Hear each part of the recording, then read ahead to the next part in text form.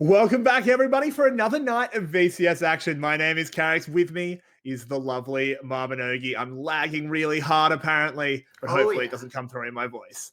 Doesn't matter. You don't need to really look at me. What you're here to look at is League of Legends action from the Vietnamese region, and we've got two banger teams up for you. It's Team Secret and SBTC. Marby, what is your initial take about these teams? So both teams, they managed to make playoffs last split, and they haven't made many changes. Team Secret didn't make any at all. SBTC, they replaced their ADC because Celebrity retired. What are you going to do? And they brought in Slater, reuniting that 2020 Flash bot lane, that Summer Championship bot lane. And I think, it should be mostly a side grade for SBTC. No changes for Secret. I feel that that's going to hurt them as the competition seems to have lifted a little bit, with Wales getting B, Cerberus maybe bringing Ego back. That's still yet to be 100% confirmed later today in the second series. But yeah, I think they're going to be pretty good. But I'm expecting them to drop a little bit because everyone else came up.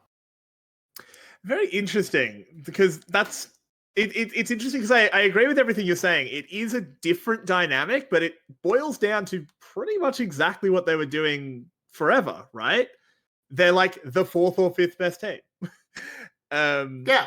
and they're really pushing hard for fourth. That's what they've always done, right? Like, we've always talked about them as this team that's like, they just need to try and get fourth. If they can get fourth, it's a success. If they can get playoffs, it's a success. Which is really, I just think it's really interesting that the more things change, the more they stay the same.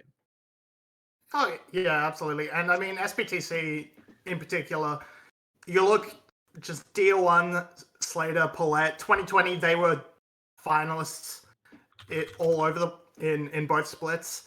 And they just want to get back to that top D&K as well. Would love to go back to Worlds after he went there on Loki. And he's still just here to make his mark. Absolute solo kill god in Worlds qualifying regions. Even outside that, pretty much second place, only behind the notorious M&S. And so, like, I'm here for Enpa.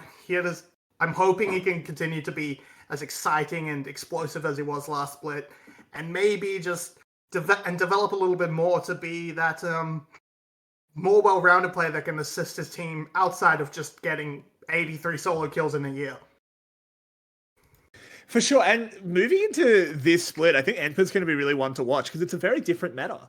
We don't see a lot of the solo kill based top laners anymore. It's Tonk time. And I know you and I are both a big fan of that. We'll have to see if Enpa can really adapt to playing things that maybe don't have as much explosive damage potential. But then again, This is modern League of Legends. Cassante exists. Tanks can do plenty of damage.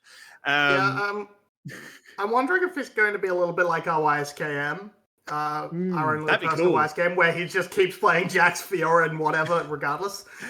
But with that, there's so much to talk about, but we're going to have to hold it for a little bit because we have a draft for Game 1 of Team Secret taking on SBTC. Yeah, and straight away, we're going to see Eddie Carries just get absolutely rinsed into the ban list. Draven ban early. Yeah, it's very interesting. It sort of signals to me that they want to go for perhaps that Lucian Nami situation, and you know, Zeri's already taken off the table, and Draven to me would be the next best answer, especially with Caitlyn also going. But that said, they did ban first on blue side, so some spice. Yeah, could be what in the works. It is interesting. I mean, I think it wouldn't be too surprised to see Lucian getting banned out here, though 3 ADC bans might be a little bit aggressive. We'll have to see what SBTC think about that. It is going to be Lucian banned. That doesn't surprise me too much. And now with the ADC pool really choked out, I think Xayah is an option. I think, interestingly, this many ADC bans means you don't need to first pick your ADC anymore. I mean, I think they're trying to bait in that Varus first pick, and then they can slam perhaps a Sejuani and then something else to counter it with something in the plan, but I'm just not sure what. Slater is sort of a known Kaiser player. I'm not gonna say anything just yet, but you know, don't invoke that. But I'm just a little bit unsure what they're going to go for. The kill lane absolutely could come through. Here's the Callista. And if the Nautilus comes up shortly afterwards, yeah, I can see them just trying to kill the Varus before he can really get into that poke menace. They go for the Wukong as well. We did see BJ on Friday counter that really nicely with a Nidalee. Penguin, not necessarily the same caliber of jungler. And they're actually just going to take away the Sejuani potentially. I say take away, it wasn't really likely to be picked, but take it for themselves. I think that suits Penguin. It gives a little bit of peel for Hero. But it doesn't exactly stop DNK. This is interesting to me, because I would have really thought that picking up a big frontliner like the Sejuani would have been even better into Varus. But DNK going to comfort on the Wukong, I suppose not quite as happy on that Sejuani, as Hero's going to just blind the Jackson to put the challenge down to Emperor. These were our two best top laners last regular season, and we are maybe in for a bit of fun with the Fiora matchup. Now, Marvy, did you have a hand in this? Because you said, Enmark going to be our little YSKM. He's picked the Fiora. He's done it into the Jax. That's fireworks in the top lane. Yeah, I had nothing to do with it beyond looking at Emperor last year and going, he's not going to play a tank. That just doesn't feel right. Hero, I'm a little bit surprised, is committed to trying to go for the skill matchup, but whatever. I'm here for it. And as we move in, we've got bot laners as supports left to go for. Mid lane is still on the table. I say that as if Callista and Varus cannot be our supports, but Annie, Renata, Karma, lots of supports being targeted straight away. I wouldn't be surprised to see Paulette do it, but I don't think it will happen. I do think those are going to be our ADCs this time. Annie removed. She's just a really strong champion at the moment. Honestly, I think VCS could do with maybe actually putting higher priority on it, maybe picking it even earlier. But regardless, won't happen in this game. So mid lane's still largely open, honestly. Xayah, they don't think it's an ADC Callista. Yeah, you know what this tells sure me? It's relevant. This tells me Dia1's been playing at mid in scrims. Or Paulette. I mean, I don't know. It could be anyone. I don't think anyone's quite bold enough in the V. Maybe Taki.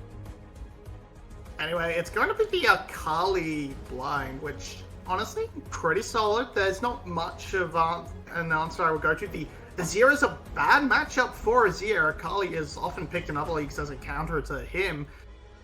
And I'm just a little bit shocked. I would have thought Silas would have been a better option, and then maybe Zuhao looking to just take away some of the engage options from Paulette and make him have to play not quite what he wants to initiate this kill lane with the Callista.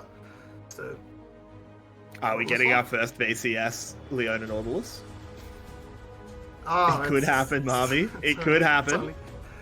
No. Oh. Are we getting some carrier spice? So, these VCS players look up to the LCK players. Yeah, it's a question of... I think going with the Callista, if you went with Jhin, you'd probably have to move the Callista into support, and then you're playing for the lane priority Jhin gives. But I think, this sets up the kill lane, and I feel like with all those ADC bans and Callista lock, that was what you were baiting for. So yeah, Paulette on set. Paulette's got a good set. He hasn't played it a huge amount, but he has had some very, very good showings on the champion. I'm obviously happy to see it locked in. My boy, whenever he takes to the Rift, I'm a happy camper. And Callista's set is dirty. Let's be real here. That is a dirty, dirty combo. Gives so much safety to the set post 6. Early on in the game, you just kind of flash at them and kill them. Oh yeah, time to make the ultimate to check if he knows how to play with that level 1 just instant flash engage. That's, if you don't do that, you're playing the game right. Yep. You get your However- set Chad pass taken away if you don't flash at level 1. Yep. It's true. You But wanna now, just try Marby, and flash face break? before we continue our analysis, I'm going to ask you the question. I need to ask you 2 questions because I didn't get a chance to do one before the draft. First off, what's the score for this series going to be? I am leaning towards 2-1 SBTC. I think the teams are fairly evenly matched, but I think SBTC has a little bit more of that veterancy and I think a bit more of an factor coming out of specifically jungle and AD carry, which I think will bring them over the edge, over the line. Fair enough. And game 1, is game 1 the one that Team Secret wins, or is SBTC going to get off to a good start?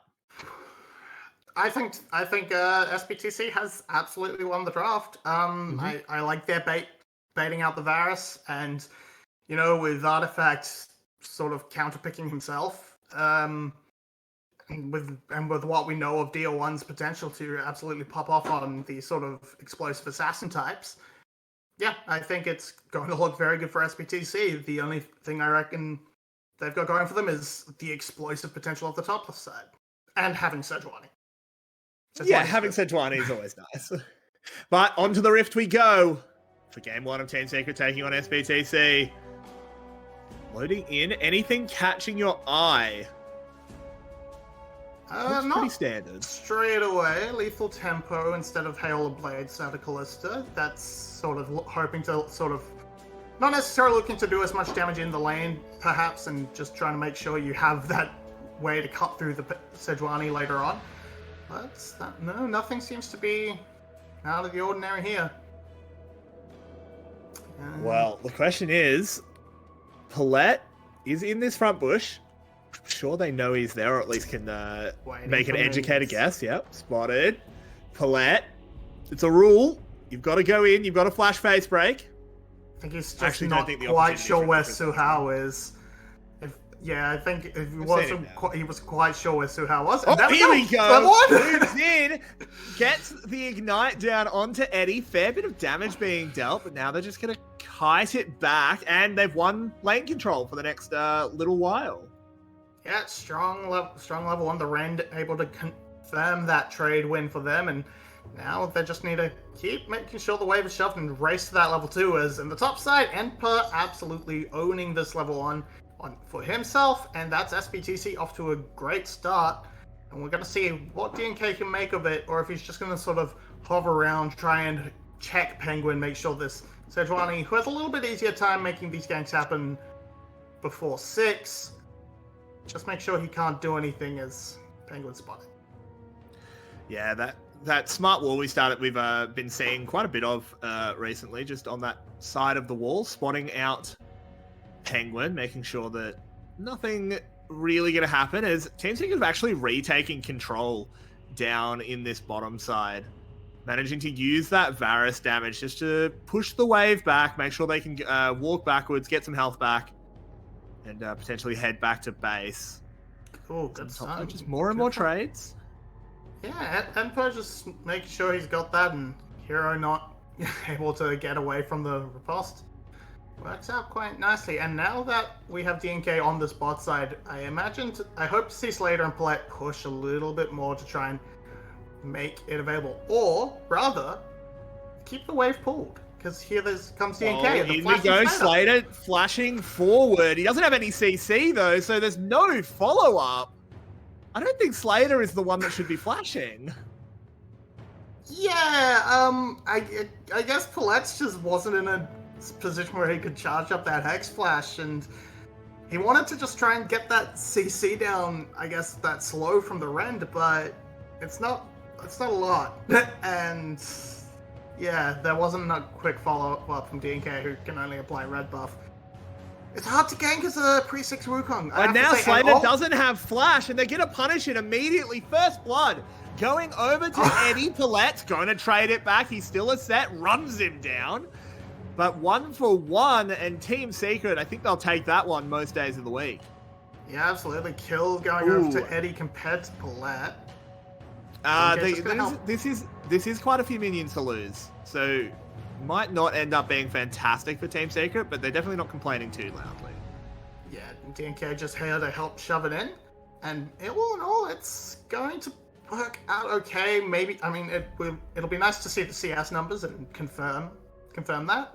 But a little bit of extra experience just off the kill itself, and yeah, just Slater stepping up too far, just stepping up and not really controlling these lane bushes. It's been Team Secret's control the entire time since level 1. They've been the ones going in and out and using that vision properly, but it's still okay. It's still okay. 1-for-1 is not the end of the world.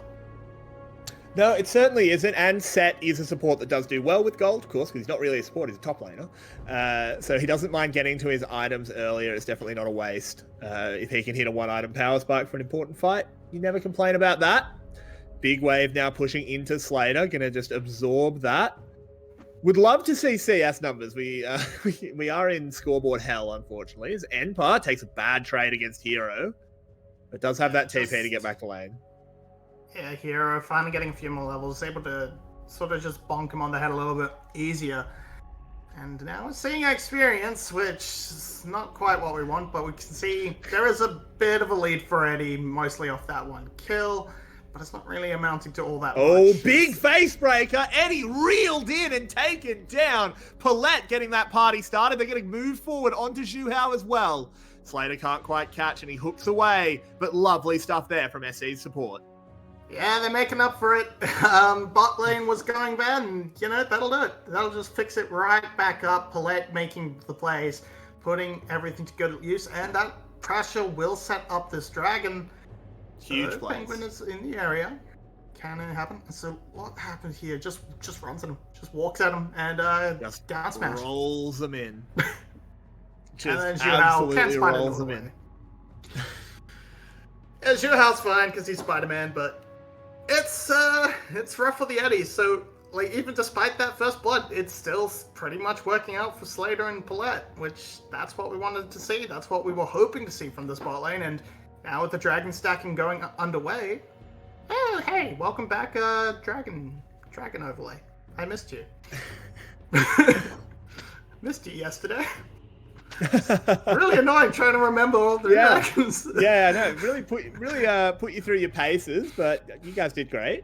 I was asleep. As Penguin so far not really impacting the map. DNK hasn't either, but I think that's more acceptable for the Wukong. Zhuhao tries to make a play towards mid. Tier 1 backs himself. He's got his smoke. He's fine. Artifact, not much he can do is he actually just kind of gets slapped around a little bit.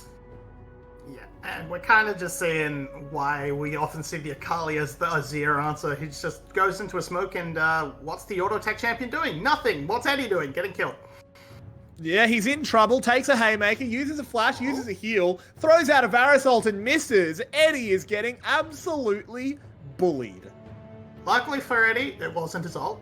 He's still level 5. It was just a very fancy looking arrow. And now Emper's gone for it. Or not. Yeah, Emper, I think, just pops the grand challenge there, mostly to just defend off Hero. You can't really dive a Fiora when you've got all those vitals. Oh, Zhuhao. Ugly hook there. Misses to the side, and after that first blood mishap, as we've been saying, SE is just fully retaking control of the bot lane. Their game plan is well and truly back in action. And now Penguin has the opportunity to try and turn it around. Scoreboard. Oh, look at top lane. Oh, look at that. 20 CS coming up for Enpa. He's not really having much in the way of priority, but he's farming up just fine under that tower. And no tower plates have been taken to sort of balance it out. And with Penguin sort of trying to bail out his bot lane, make sure SBTC Esports don't step too far, it's just a freebie for DNK, and he's happy. Yeah. He's got there's an overextended Jax for him as well. Yeah, Fiora is a little bit far away, so we'll have to see if she can actually link up in time. No, I think he's just going to go to his Krugs. That is 2 tower plates now for Hero, so he's not actually in as bad a position as the CS would suggest. But as we were just saying before that play started, DNK hasn't really done anything. He's just riding the fact that his solo laners and his bot lane, rather, are winning so hard. He's just picked up a dragon, picked up a Rift Herald, gotten to level 6's Wukong without any real effort. He's charged up and ready to go. Yeah, and neither of these junglers are particularly champions you tend to think of as early game gankers. Paulette looking for this Hex Flash, but Artifact sort of smells it out. I believe there may have been a ward, or at least just the call that he's missing. Lots of pinks in the bot side river, so sort of know where he isn't, and thus play safe. Both junglers down on the bottom side, actually. Yeah, he is. Both junglers down on the bottom side actually ward each other off. They were both spotted on different pockets of vision. As in the end, everyone just backs away, back to farming. And we are currently sitting at this 800 gold lead and a Rift Herald in hand for SBTC. Yeah, the Rift Herald itself sort of got its value a little bit undone by Jax being able to wail on that tower for free, but Penguin is lurking. Everyone's lurking. But Tier 1's here as well. They have numbers. There's the Cyclone going in onto Penguin. Can they find the follow-up CC? They can. Lovely Varus ult, though. Turns it around, but in goes Set. Stops the show for a moment. Kalista picking up 1 kill. Eddie now retreating back to tower, but the shurikens come from Tier 1. Juhao left low. Artifact is here, but I don't think he wants to be. Paulette doesn't have the ability to get onto him, and in the end, it's 2 for 1 in favor of the chickens. Full crown, no chance to turn onto Artifact and burst him out in time. Wave just slightly out of position to redive Xiaohu as well, but it doesn't really matter. DNK goes down, but they pick up Eddie and Penguin. Oh my god. Look, Weibo are playing later today. I've got them on the brain.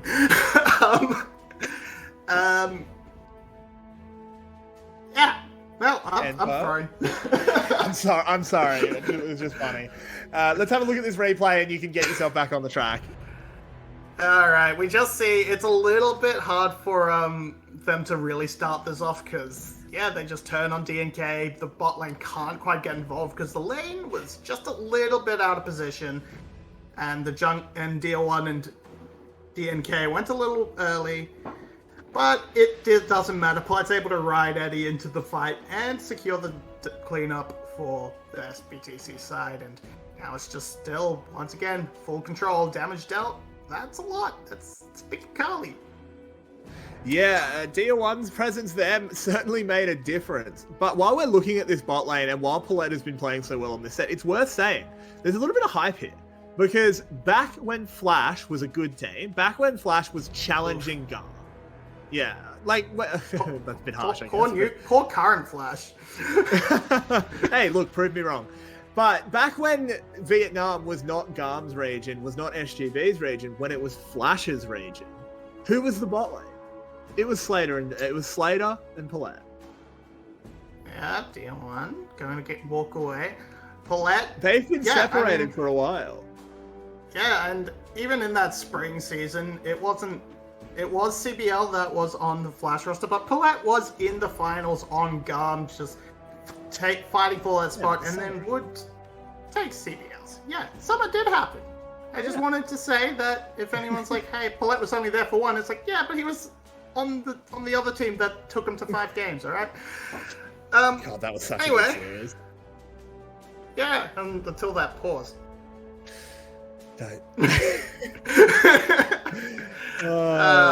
Eddie's just killed Tier1.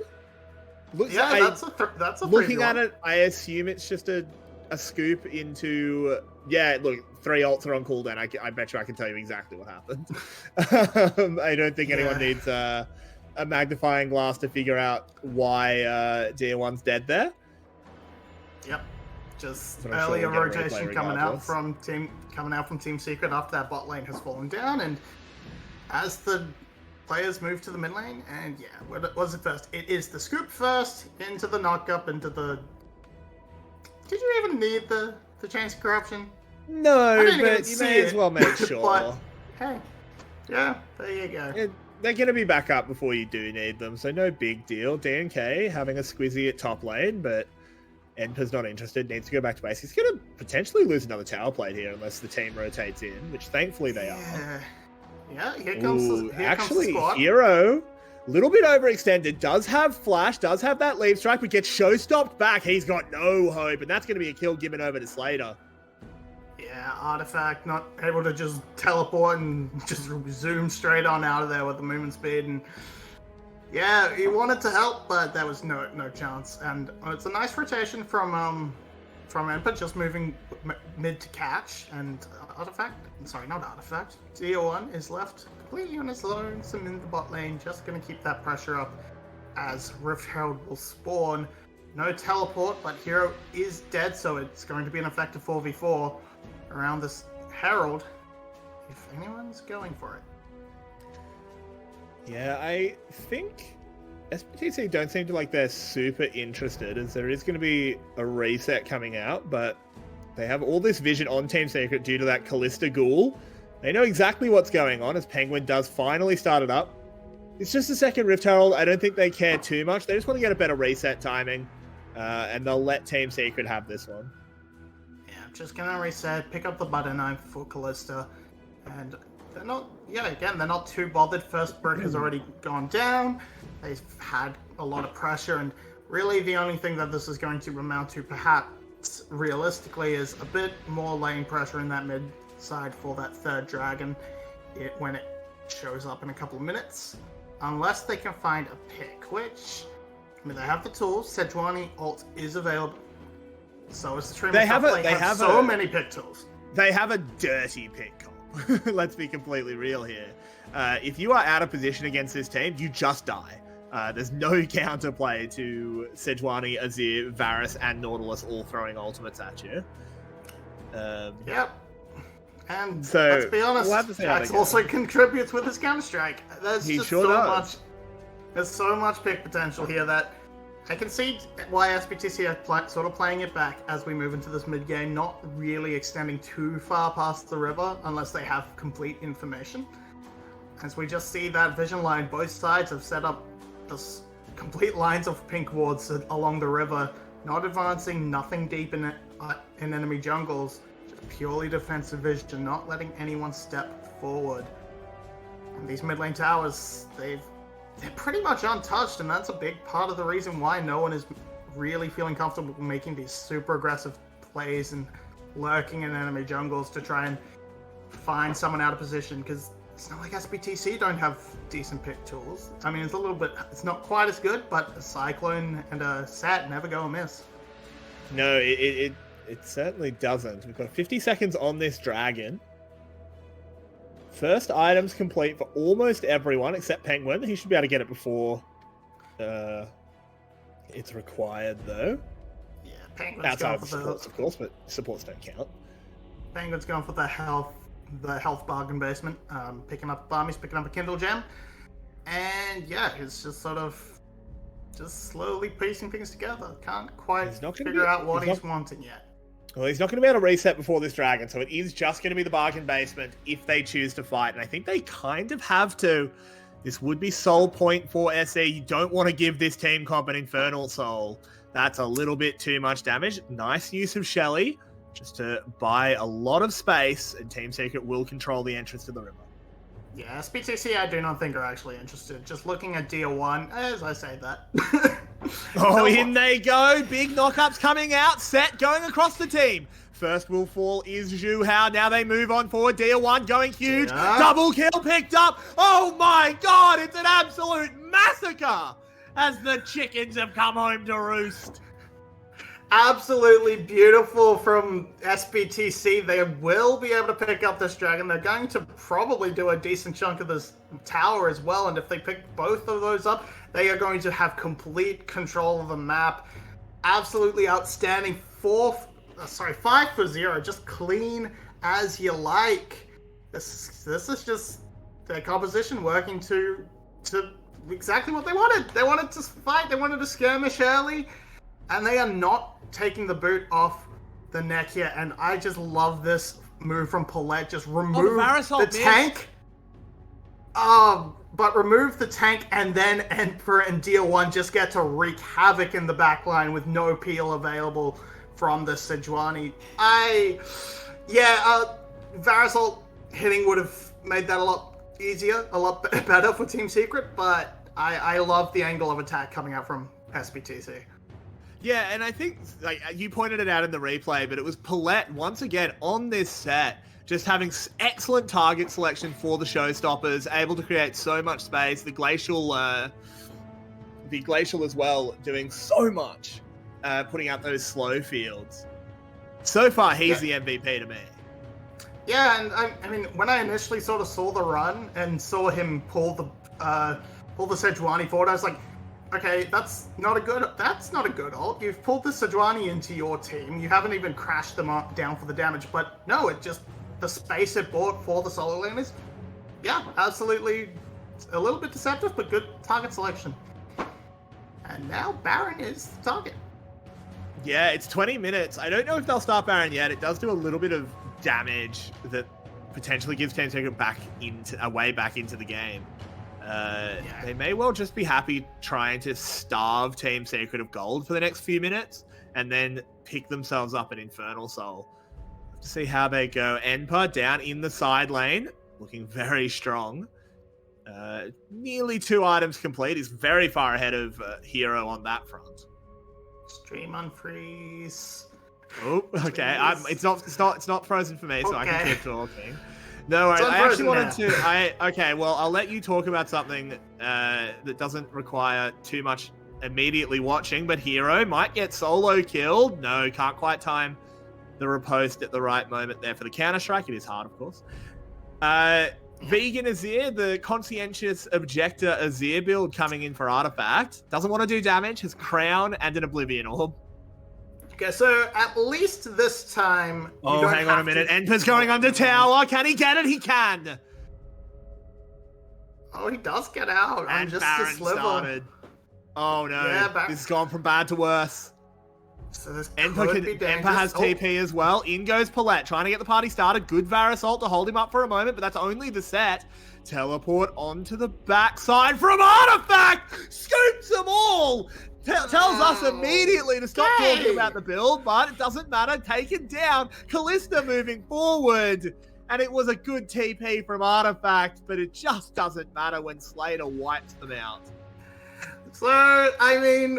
maybe we can criticize the build a little bit. Maybe. Because it might have been a bit more damage if you had a Ludens or something along those lines. But in the end, it doesn't really matter. The fight is won. Everything's going great for SBTC. Palette dies, but he's back in time to receive his reward of the Baron buff. And there is a 7-1 Kalista just having the time of his life there. And I was a little bit perplexed here, because it feels like Palette was just kind of sort of saying, hey, I'm going to die burn the Baron, I'll distract him. But then we full commit onto the 2 tanks and give a great angle for Artifact, but everyone just sort of flashes away and it's all okay. Oh, Eddie! That's not where you want to Prowlers! Oh, buddy, I mean, it's not like he could Prowlers another direction, but I would simply say, do not Prowlers. I mean, look, there's not a lot that would have changed. I don't think Eddie's play was really the part to really criticize. Yeah, can't complain about the spot lane. 100% kill participation, all 4 kills onto Eddie. It's going great. This is a little bit of a schlacking at the moment, Marby. 7k gold at 23 minutes. Yeah, absolutely just running over it. And from here, Enpa was already a menace in the side lane. What you gonna do? You can't stand up to him without sending multiple people, and that gives the angle for SBTC to just run down another lane. 4-1 seems to be the setup at the moment. They have a wave top lane that they could be pushing, but they want to control these 2 lanes for this dragon, get themselves a soul. It's gonna be up to Penguin to try and make the steal, but I don't know if he can make it in. Yeah, I mean, if he gets in, it's a huge failure by SE. As I say that, they give a lot of ground and just sort of open up the river, but... it's still 10 seconds before. They've got... I think SE is fine with a fight. SE will take this fight if they can get it, because I think they win the game off it. Oh, Svet, maybe out of position. No, Hero's not going to commit too hard onto They've Palette. Started it. This, I think, is a... Okay, Dia1 is there. We'll pull Penguin away, and this is just surrendering the soul. Penguin, you can't be chasing like this. Rend is used to get the kill. We'll get a reset, though, of course. It does not matter. Dia1 does not even go down. Soul is secure. And I think we just saw a professional FF. Yeah, that's feels like the soft surrender to me, because Hero just goes in 1v4 while Deal One's playing Silly Buggers on the other side, and everyone chases him. And they just pick up a free soul, they pick up a free Suhao, and yeah, they're just gonna continue. They've got 20 seconds left on this Baron, and they can definitely break a few more towers with it. Yeah, they absolutely can. And look, it would take a miracle for Team Secret to get back into this game. They've taken 0 towers at 25 minutes. We have double Carracks. Oh, double Carracks? I'm sorry. Yep. I'm sorry. Tech issues. Thank you for producer for screaming at me. Just impromptu tricast with Carracks. Okay. Look, the VCS is pretty intense, so sometimes I have to bring in a backup play-by-play, but the only person I trust is Carracks. Yeah, okay, this damage dealt, okay. They're not telling us what this is. I'm assuming it's last fight, because 2,000 damage. And yeah, we're just seeing the two carries, Enpa and Slater, just doing so much work. Deal One, he's just having a good time. He's sitting there. His only job is to do as much damage to Eddie as he can, and even then, he's not needed. So I'm going to ask you something that maybe is a little bit more interesting than talking about this game, given the state of it. Who's MVP, Slater or Paulette? Oh, okay. Like I know who VET. Oh well, not VETV anymore. Oh, I can't even say that. Wow, that's weird. I know who the VCS broadcast is going to pick. I don't know. But who are you picking? I've got to say, Slater, you absolutely scuffed the level 1. You scuffed that flash thing. That wasn't level 1, but you know what I mean. You scuffed the lane, so it's all Paulette. Hang on, Enpa. He's going for it. You know he wants those solo kills, but won't go too deep into the base. Nearly just murdered Hero. Oh, Penguin. That's a shocker. Teleport coming in as well. There's Paulette riding his way into the backside. Can they find anything? Deal One, not actually getting anything done. There's a lot of CC. Onto the backside he goes, but has to immediately dash out. Goes gold. Flashes away as well. Good Cyclone to buy space. They don't actually pick up any kills, but they do get themselves an inhibitor. Whole lot of nobody dying, but an inhibitor is just fine, and we've got Baron up in a minute. This pressure is going to do a lot for them. 2 deep TPs though, so Team Secret should be just fine in terms of responding, as long as they can get a ward down or artifact as it progresses. But Baron up. SBTC heading straight there. And well, they just need to pick it up. They just need to pick that up and just try and then just walk down mid and say, fight us. I mean, I think they can do that already.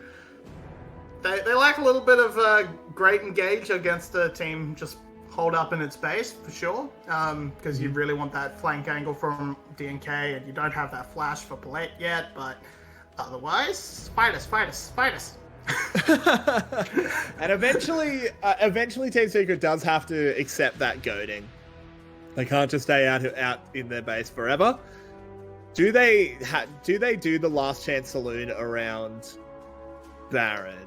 I don't think they need to. I think Elder is your last chance saloon. Yeah, I mean, Elder would be a much more successful sort of, if you can flip that, you are much more likely to win the team fight and then bring the gold straight back to even. Because right now, you know, your 12k down is not looking good. I actually think they can clear Baron waves is more the thing. With Azir and Varus, I think they can kill Baron waves. Like it's not going to be fun, but you're 12k gold down with nearly 13k gold down. Nothing is fun. Yeah, unfortunately for SBTC, Team Secret are not going to fight them, and that means Fiora can't get to just sort of run into the bush, and they can't bait them to hang around Baron for very long, so Fiora can split push to victory. So Fiora's just going to continue being a nuisance with Baron waves, and now they're here, now they have Baron, now they will request the fight much more formally. Sejuani ult comes out. Penguin has had a very, very limp game. Has done almost nothing on this Sejuani. As another tower falls, Enpa, the raid boss, Hero buys half a second, but they immediately have to rotate people over to deal with this Fiora. And Enpa just doesn't even care. Enpa's just taking hits. He doesn't really care. He's not even trying to dodge the Sejuani, really. As long as that glacial passive doesn't really stack up, the permafrost, that's the name. This might be an opportunity as Heroes coming in, but Paulette Hex flashing over the wall. They chunk out this Sejuani. And immediate showstopper to stop the Jacks going in. Lovely stuff. Once more from Paulette. Penguin taken low. Dia1 will finish him off. A tower falls. Zhu Hao has been caught. The health bars are looking pretty low, Marminogi. And into the base they go. A Haymaker, a Callista ult to keep the set alive. And SE are just going to run this one home. Team Secret can do nothing but watch. Oh, and a lovely little riposte just to add insult to injury as SE dominates Team Secret in Game 1. I feel like that was the first Fates call I saw that entire game. Yeah, one of. I think I maybe saw one other. Yeah, I was like, oh, they don't really have great engagement without Paulette Flash. They had Face Call. I just forgot because Slater never used it. He never needed to Paulette use was it. only going one way, though. Paulette was only going one direction, and it worked every time. Yeah, but, fastball special and all that. Anyway, it was a dominant early game strategy from SBTC, and they executed it well. They crushed the lanes that they needed to, especially the bot lane, and rolled on from there. Pressure was great. Hell yeah, they did. And we'll have to see if Team Circuit can fight back or if it will be chicken tonight. We'll be back in just about 5 minutes. Don't go anywhere. This is VCS English.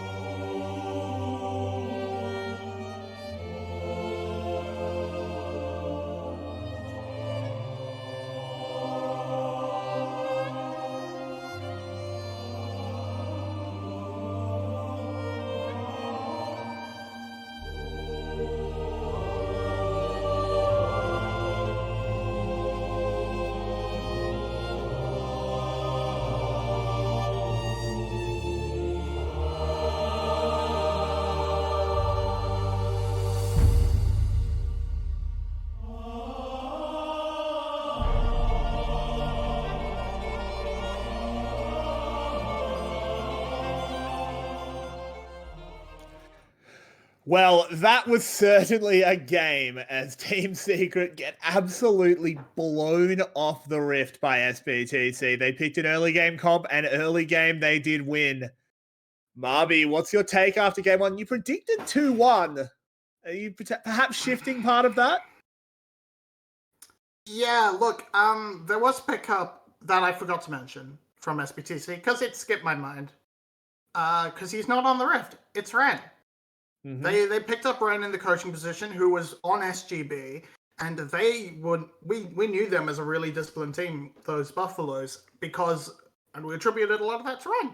And I think that bringing him to SBTC has sort of cleaned up a lot of that potential to throw that I think I was relying on for that one to go to Team Secret. And I mean, if they run just like they did in that first game, they looked like they had a great draft strategy going in. Then they got the draft they wanted and ran it perfectly. I don't know what to say. I think my prediction is wrong. I think we might be looking at a 2-0. Yeah, I think the issue that they're going to run into is you can't ban that comp out. Like, you can't just start banning like Callista and Set and stuff, because then SBTC will just go, okay, we just pick standard and then we have really strong champions. They don't care. And SBTC is on blue side as well this time. So they even get their pick of the ADCs if it is that Lucian Nami versus Zeri Lulu situation. I think Team Secret is in a bit of trouble, but I'm happy to be proven wrong. Mm-hmm. Marby, I asked you the question during the game. Who was the MVP for you? Was it Paulette or was it Slater?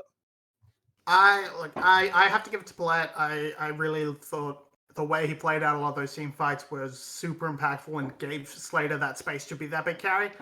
I'm not gonna be like, if the official broadcast went Slater, and this is a case where I'm like, yeah, that's fine. He did really well. But I give it to Paulette in my heart of hearts. Yeah, I think I lean towards Paulette as well, but it's hardly like Slater didn't deserve anything. He did have an extremely good Callista game. So looking at it, as I sort of alluded to, it is hard for Team Secret to fix this in Champ Select, but if you could institute one or two little patches to that sinking ship, what would they be?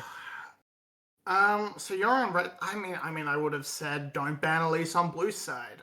Force them to ban it on red, or you get Elise, which is one of the best junglers on patch. I mean, you had Sejuani, which is good, but it's a very different type of champion. Once you see Zeri being their first ban, don't ban another AD carry, or don't ban Draven first pick on blue. That was weird. That shows to me you have no faith in your bot lane, and that's not good. You don't want to have no faith in your players, even if they're the worst player in the league. You have to have faith in your guys. You have to trust in your boys. Yeah, you have to back to yourself. Some extent. You have to have trust. Yeah, you have to back your players. Like you can't draft in a way of we know we lose, like, because then like then you will. It's just not really feasible. It's not like Slater is like super known for his Draven. He's played 2 games on it in his whole career. Yes, they're both wins, but that's 2 games out of 350. He doesn't play Draven very much. No, he's not a huge Draven player. That's completely true. That I just don't think that's the ban. I completely agree with you. I think you also want to get Artifact on something that can make some plays. I know he is a good Azir. Like, that game, maybe not the greatest example of it, but Artifact is the star of this team, and he has to be the X factor. That too. Also, don't counterpick your star player. When you can see it's an Akali, don't pick Azir. Silas was open. Silas has been pretty strong in pro. He's a very valued pick, and you had decent options from memory in what you could gone for. Cyclone, if nothing else, is impactful. Yeah, I think Silas is a little bit hard to play into that comp, because I think you're throwing yourself into the death ball that was SE's comp. But potentially, if it had been picked earlier, maybe it changes things. I definitely think it's better than picking up the Azir the way they did. I think that was just a little bit silly. I'd almost like to see Artifact on the Akali. He's a playmaker. Yeah. I want to say he needs to get out of lane. He needs to help his team, because I said it before and I'll say it again. He's the star player. He's the best player on this team, and he needs to show it. Yeah, you could definitely have prioritized his pick a little bit further, but instead of going for that early Jax, I mean, you're on red side now. You will be guaranteed a counter pick. But yeah, it just seems they pick their best players are their solo laners, and they let them get counter picked both times. They both get counter picked rather, and it just, I mean, I feel like they didn't really get any picks at all that was like, okay, we are going to have a good matchup here, guaranteed. Your best was Sejuani Wukong, and that was just nullified by the fact that the lanes were all super dominant. We're all super good from SBTC. 100%. But looking over at SBTC, we've seen one game of them now, or one game of them today. What's your impression? How do you really feel about this team and their hopes for the split? Because we are looking at a bit of an extended wait for draft apparently. There's so the sort of fight for third and fourth, I think, is very exciting. Like we sort of assuming Garmin and SGB are going to be first, like are going to be two of our playoff teams, but in the fight for the other spots, it could be so many teams. I feel Team Secret after these last two their two series. Yes, they did win against SGB, but that has the biggest asterisk known to man on it. I feel Team Secret is now out of that conversation, but I am now very much thinking SBTC is very high in that conversation, potentially overshooting my expectations of Wales, perhaps, and what we saw of them yesterday. Maybe Garn's not as good as we thought. SBTC, I'm kind of thinking this is finally their year. They took a while to make playoffs.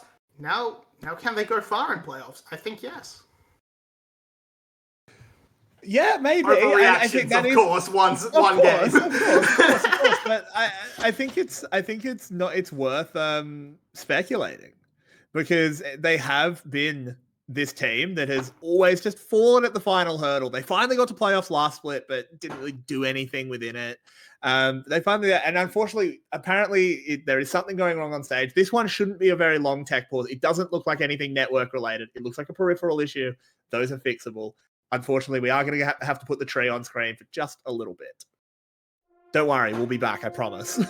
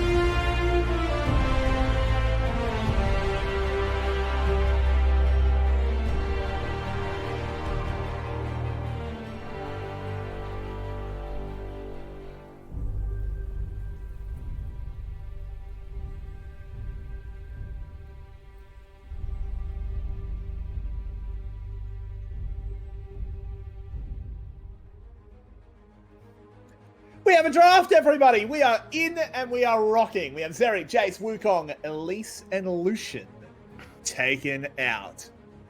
Okay, the Zeri ban.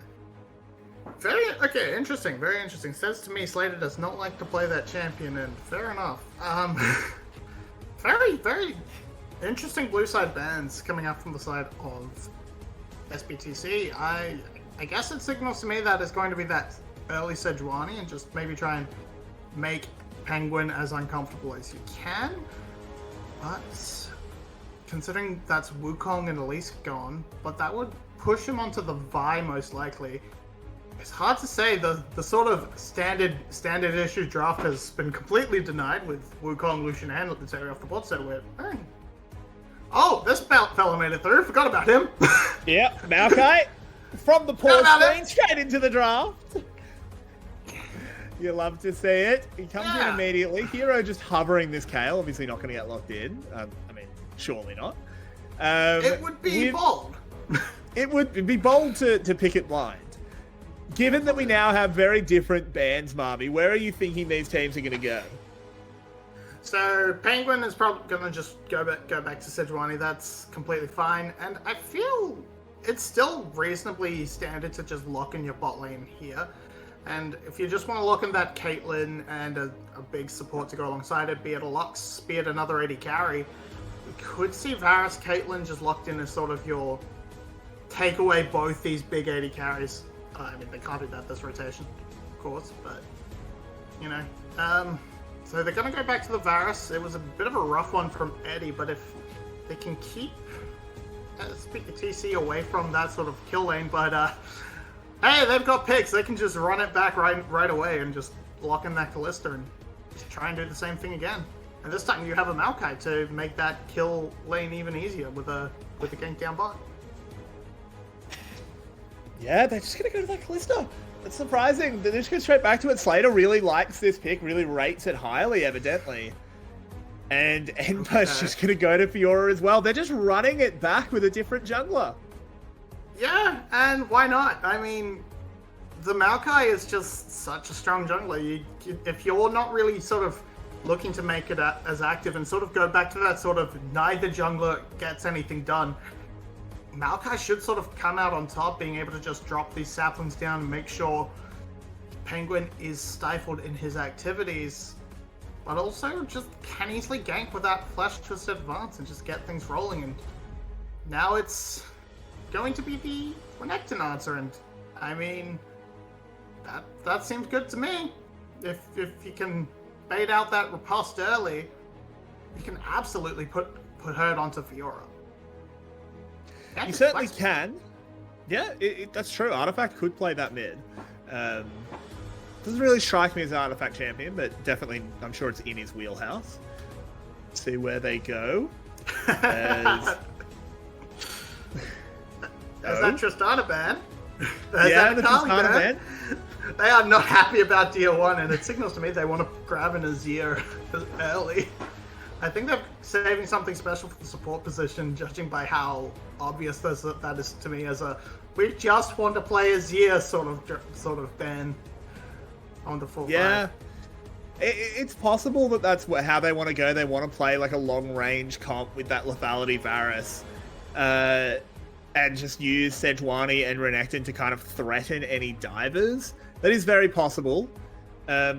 See if they do end up going that way, or if they do want Artifact off that Azir and onto something that maybe has a little bit more agency. I would definitely prefer that. And they're going to go towards that Sylas. I like this. This is what you pointed out, that Sylas was available. They should go that way. Yeah, it definitely means that you're probably not quite as set up on what you wanted to do. Tier 1 could just play the Rise into it and be pretty comfortable. That seems to be a standard sort of answer into the Sylas.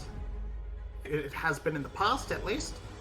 Otherwise, your standard sort of Akali matchup is gone, but they're just going to say, you're not going to do anything. They're just throwing it down. The gauntlet has been thrown. Artifact's not going to get an advantage. They're going to play Galcidan. Looks like it. And a Draven hover, maybe just having a bit of a laugh here. That they were so scared of it last game, but it's not even going to... It's going to get all the way through draft. I mean, if they lock it in, it'd be incredible. Ooh, Annie's still available, of course. Okay. All right, yeah, Annie's absolutely been tearing it up. Of course, I got all about that. And yeah, okay, it's definitely got that kill potential. It's not quite the tank as before, but definitely still plays into what Callista wants to achieve. And so the answer is to just stay as far away as possible and put down these turrets. And with that Riley's rush, that could also put a pretty healthy dampener onto Callista's power too. Sure could. We've got two pretty fun drafts here, honestly. I kind of like what I'm seeing. But Bobby, the question has to be, who do you favor? Oh, okay, so this is very different. I need to see a much more proactive Penguin get into these solo lanes and just work alongside the heavy CC you've got running out of Silas and Renekton to just put it together and lock down some early kills. Should be pretty comfortable to get a few onto the Kassadin. And maybe even Fiorin, just set those solo laners behind. Bot lane's going to be rough, but I think you can play it safe enough with the Heimerdinger Varus that you just put all your attention into the solo lanes and get them running. Yeah, makes a lot of sense.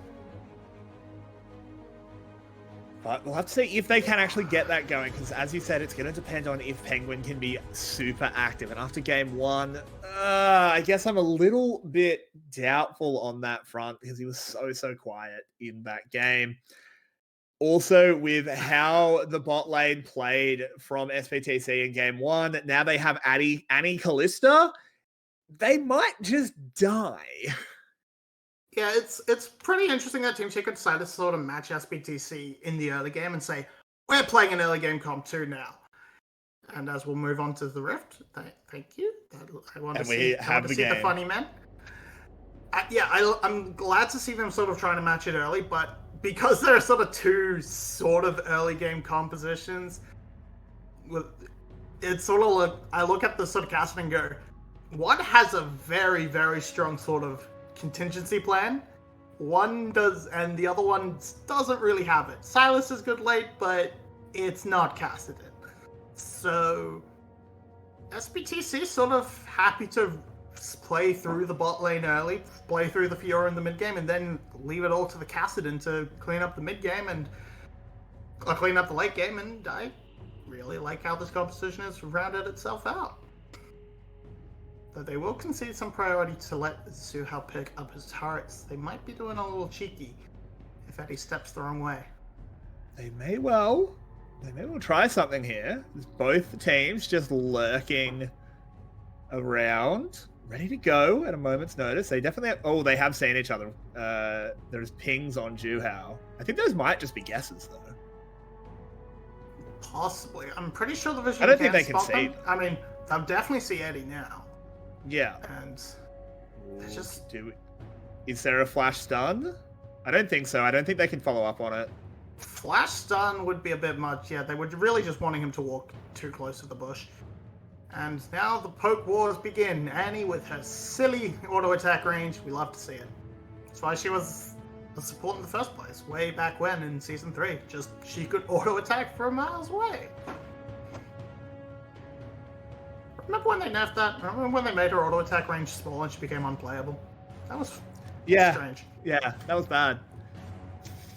It was really weird because it feels like this champion that shouldn't need that auto attack range, but yeah, she kind of did. Felt like she really did. Yeah, it was kind of just a big part of how she interacted in lane, was just those really long range auto attacks. I mean, I remember back in the day, she got played support because you could start with a Doran's Blade and just auto attack the other ADC. It's great. Ah, yes. I'm waiting. When is my Spectral Sickle Annie coming to fruition? I mean, once we hit 13-4, perhaps one of them has the Spell Thieves had its mana nerfed, but the Spectral Sickle didn't. So who knows? Maybe. I'm very, very unlikely, but DMK spotted on the ward, just sort of putting the threat of God into Team Secret as he's going to spot Penguin, doing a bit of an invade there. Gold should be okay because guess what? DNK has that first strike, so anytime someone has a miserable experience getting sapling bombed in the jungle, he's going to get a little bit of dollars. And be perfectly happy, and that should accelerate him. I'm a little bit interested to see if he goes full. Hold on. Oh, in they go. They're trying to do as much damage as they can onto Zhuhao. A flash form from Slater as well. And once again, they lose the first blood in the exchange. Eddie moving forward. He's going to get 2. And the brawl in the river is kicking off. It's 2v3. If Eddie can activate his flank, and he can. Oh, no, it's all gone wrong. Team Secret kind of cleaning up here. Dia 1 will fall. Oh, it's a flurry of action, and it comes out to 4-1. Y'all did not respect the Hamadonga damage. That was... And then the kerfuffle in the middle, in the river, and here we get this big flash stun, and the damage is all onto Zhuhao, but you're start fighting into the nest of the Heimerdinger, and so the damage is just still there even after he dies, and from here you're taking... Even if this is a 2v3, which it mostly isn't, it's mostly a 2v2, it doesn't matter, you've got a level 4 Kassadin, it doesn't do anything at this point, and poor Mr. Maokai is just kind of on his lonesome in reality here. And that's a huge start to Team Secret. They've put the Kassadin behind a little bit, they've put this bot lane behind a lot, and everything sort of starts to collapse, and I mean, it's still early, but there's still it's still a 1k gold lead straight off the bat, and 2 kills to a Varus is going to make this very difficult. If we can see what the advantage materialized as, that it's a Dirk, but I can't know if it's a Dirk or 2 longswords. I don't think it would quite be a Dirk. That would be a lot. I think 2 longswords is a bit more likely, but yeah, you know how it is on the VCS. We don't look at the scoreboard for, the first 10-15 minutes of the game. It's not relevant. Just look at the mechanics, right? But we're not allowed to know sort of what the advantage is. We just have to sort of judge by the vibes of how the lane's going, and the vibes is that Slater is not having a good time. Now Penguin making a little mosey in towards Dia. I'm playing on the right side, so can't quite push in. As I might disagree with that. I think it's thanks, producer. Okay, it's just a little bit out of it. I'm not going to disagree with the graphic, but also it's still not the scoreboard, which is what I want. Just makes me seem really narcissistic. Just kind of there. All right. Yay, scoreboard! That's a Dirk and a tier. Good lord, that was a big win for the side of Team Secret. And a full giant spell for Zhuhao. He's going to be getting to that roll really quickly. And as I said, those perma slows can absolutely just ruin Callista's day. It's the same way you don't want to play against an Ashe. It's basically just gonna play the same way. Scrap on the top side. Hero using his ult. Did get that early level 6. And in the bot side, Zhuhao's dead. Yep. Okay. We saw Maokai down here. We saw him come. We got to see a little bit of a scrap of the top lane, and it was all an elaborate observer bait because, DNK went in. He got a kill. That's a dead Zhuhao, so it's not that bad. Input absolutely taking a beating from this Renekton as is to be expected, and this could go bad. Who wants it? Could do. I think they're just gonna wait. There's no wave though. I think they need to call this off. Yes. Hero on half health. Dominus not there either. Just gonna wait and let it vibe. But he's going to go mid instead. That's a good angle onto Dia. Riftwalk. Yeah, that doesn't quite happen. Silas stealing Riftwalk as well is always funny. Not a great ult. That's not a great ult either. Oh dear, under the tower, bit of a scrap. It's just, this is an ugly game so far, Marby. Yeah, that's so bad. That's so bad. I love the move from Zhuhao to just walk straight past Maokai and go, no. Back on the tower. Back you go. And yeah, that was very aggressive. And this is from earlier. Just stun into root. Very clean, very simple. But that follow-up tower dive just not... You don't have the burst yet. I need to see what Paulette is skilling, because you can maybe go for that if you're skilling Q or W first, most likely Q, but realistically, most support annies are skilling E, and that is not going to give you the damage you need to really pull off something like that, especially when you haven't really been able to get the damage onto your Callista quite yet. Still just a little bit shy of that, whatever it's called. Oh, Dia 1 in some trouble. Can't Rift Walk in time. And that's now his 4th kill for Eddie. 0-2-0. This roller being forever delayed more and more. Artifact just saying stuff the global meta. We're going straight into that glacial, whatever it's called. It doesn't matter anyway. Plus just too squishy. He just takes too much damage, and then Slater takes too much damage, and then DNK just walks away. Gets corralled. He gets corralled. I don't know why he walked. Yeah. Walking back into the turrets was a decision. I feel like he would have been fine. I'm pretty sure from memory there was no one else on the map, but yeah, he just says, okay, I understand, Mr. Suhao. Really just palms it over. And look, we've watched Arcane. We've seen how cute Heimerdinger is. I'd do what he tells me. What power does he have? He's off the council. He has no authority in this system. Now Paulette's looking to stamp his. Paulette moving up, has that Hex Flash to try and get a little bit of move speed. Doesn't work out though. Does get Hero's ult blown. Enper, of course, using his as well. But look what it's done to the bottom side. As Team Secret, they are not taking game 1 lying down. No, they are absolutely putting their foot down. They even have a Rift Herald as well if they so desire to push that down. And Slater just has to sit back and watch. Don't get too cocky, my friend. Well, they will kill you, but just 2 plates given over to Eddie. They can turn this. They can make this dive easily. Yeah, Slater in some trouble, but it's DNK and even more. The stun onto Penguin might stop the play for now. Slater flashing away. And a Fate's call to get Paulette to safety, but oh my word, SE are just getting dismantled. When did Paulette get here? I mean, he didn't do anything, but when did he get here? He stunned Penguin. Okay.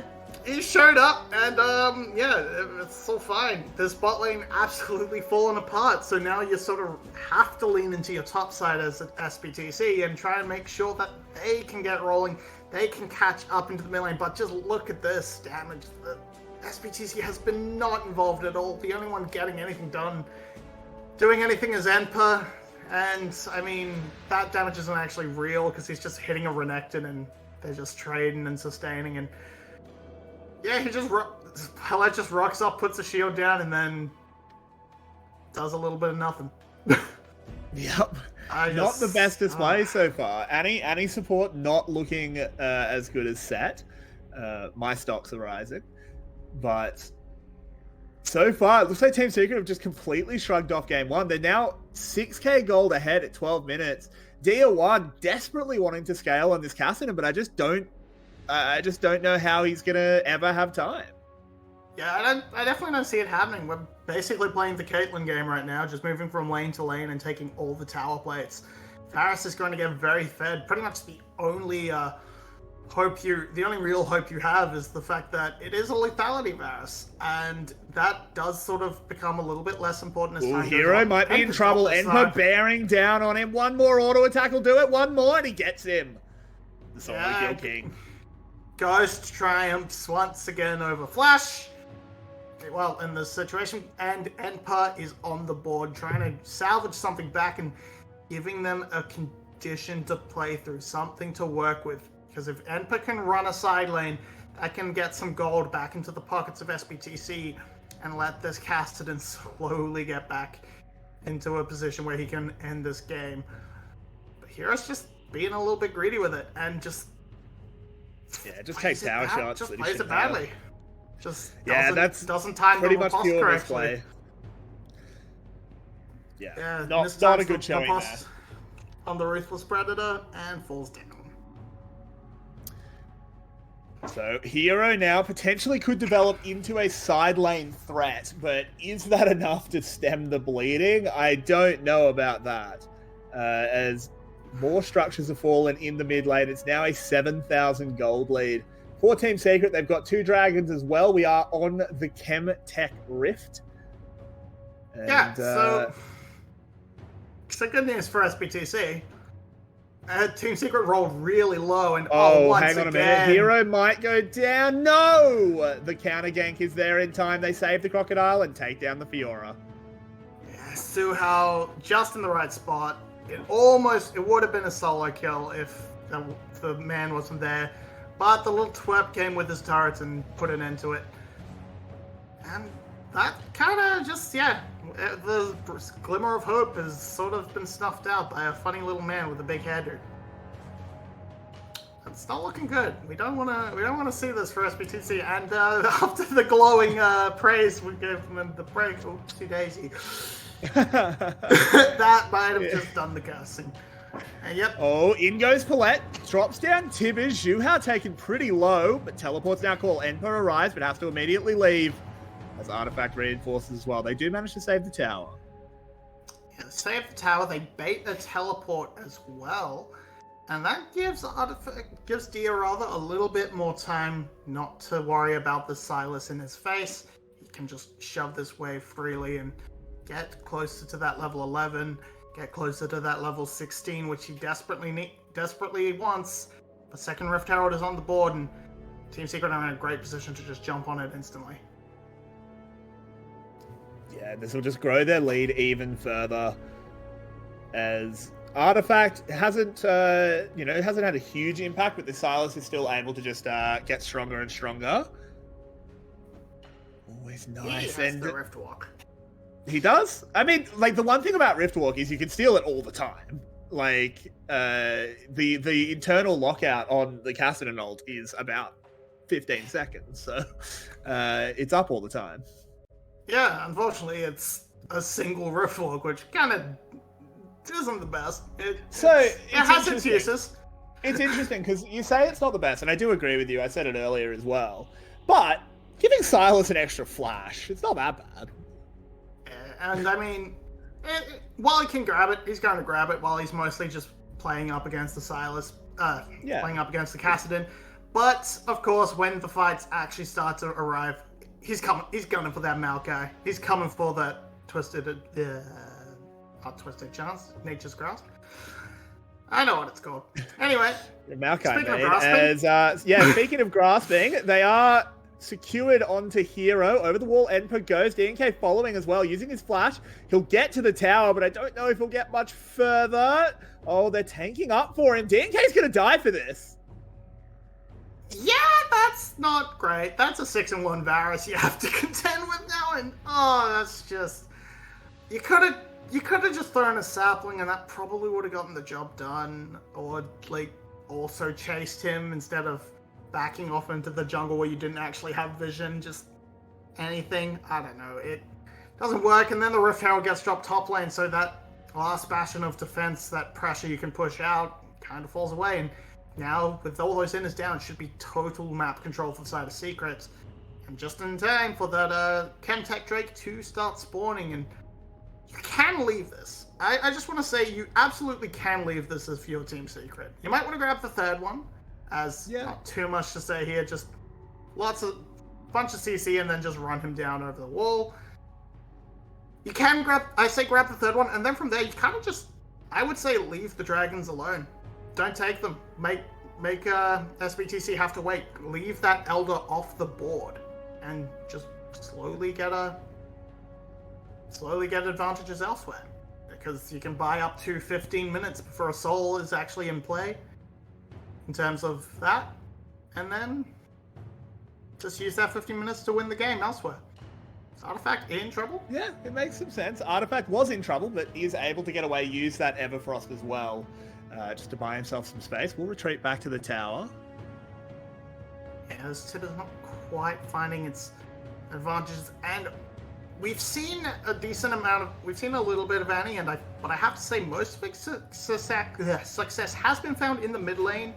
So again, I want to see way more priority on it in the future, because like it has that flex potential. Its mid lane is super dominant as well, but its first showing as a support is looking pretty flaccid right now. It's just not really achieving anything. Yeah, I mean, I don't know how much the pick is really responsible for that, let's be totally honest. It's been Team Secret with some excellent plays so far to really break everything open.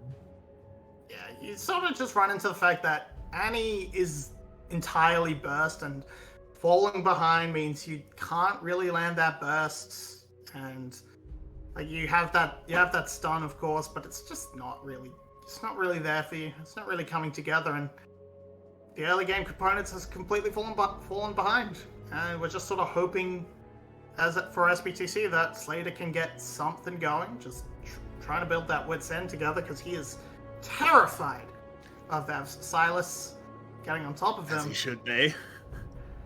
But it doesn't. But yeah, then you're just getting slapped from 500 screens away by Avaris, who is 6-1. And he is pumping out a ton of arrows with this Duskblade. Going for the quantity over quality on these arrows. But he is farming up. Has got... Still half health Palette instantly. Yeah. I mean, he's got 3 items as well. So, can't really complain. They are going to push in, take another tower. The lead is only growing, Marby. And what's the hope for SPTC? You have a level 12 Kassadin who has 6 stacks left to go on his roller. He is going to have to complete his tier. I mean, once he gets those stacks, that'll bring him up another level, but that Baron is going down very quickly and there is no response, so I don't even know. This is not going to happen very long.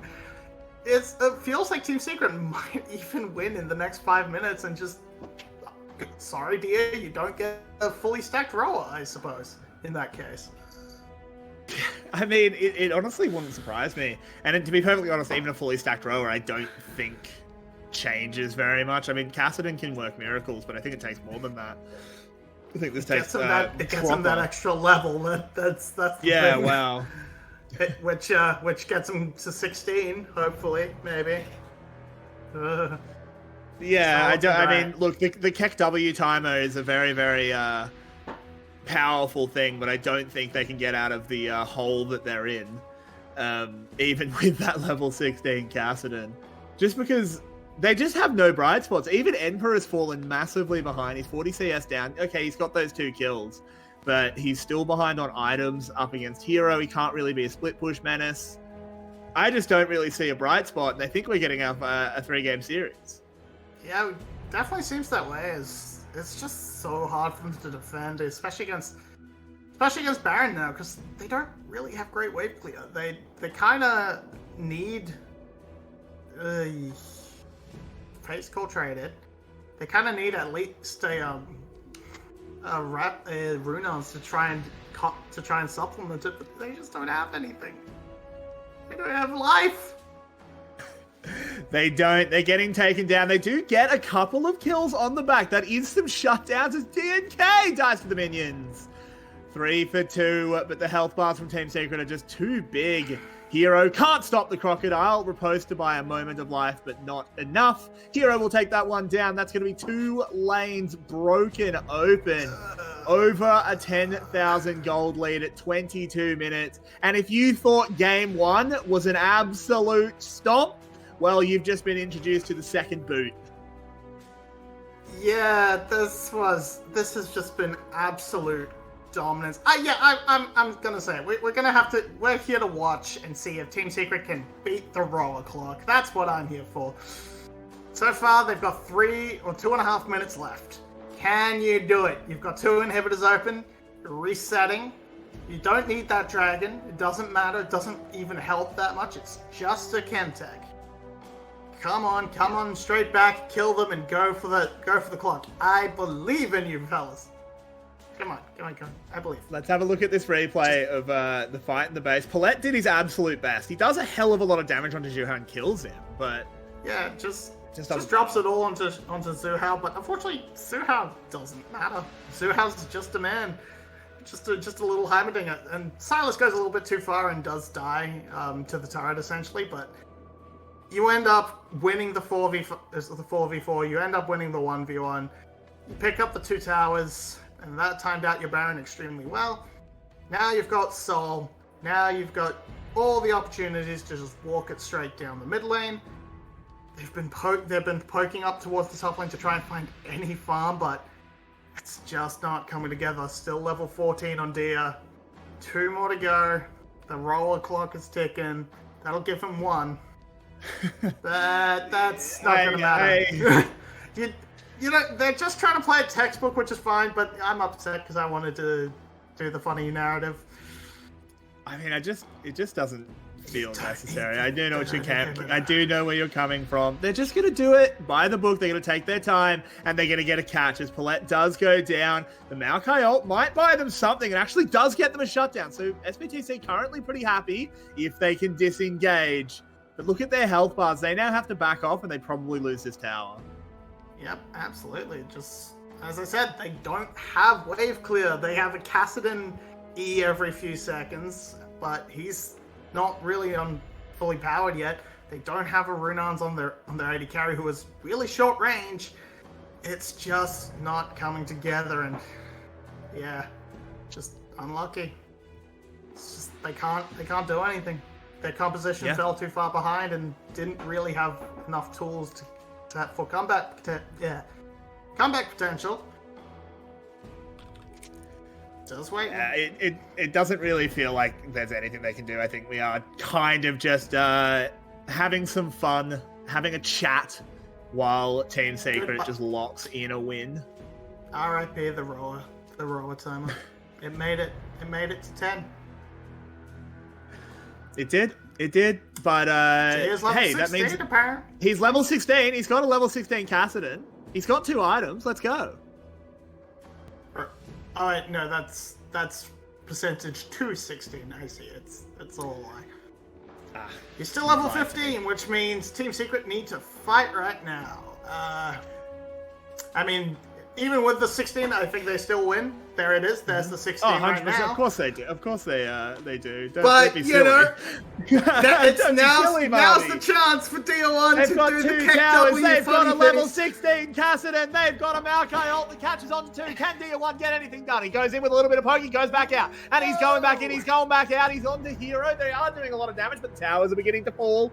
1 down, 2 down. They might be winning this fight, Marminogi. As Enpa moving forward with DO1. Penguin in some trouble. Enpa's fallen down. Look at the spears built up as Team Secret are actually losing the fight. It's Castle win, baby! And it's a comeback ace from 10k goal behind. Castle win! I can't believe it actually happened.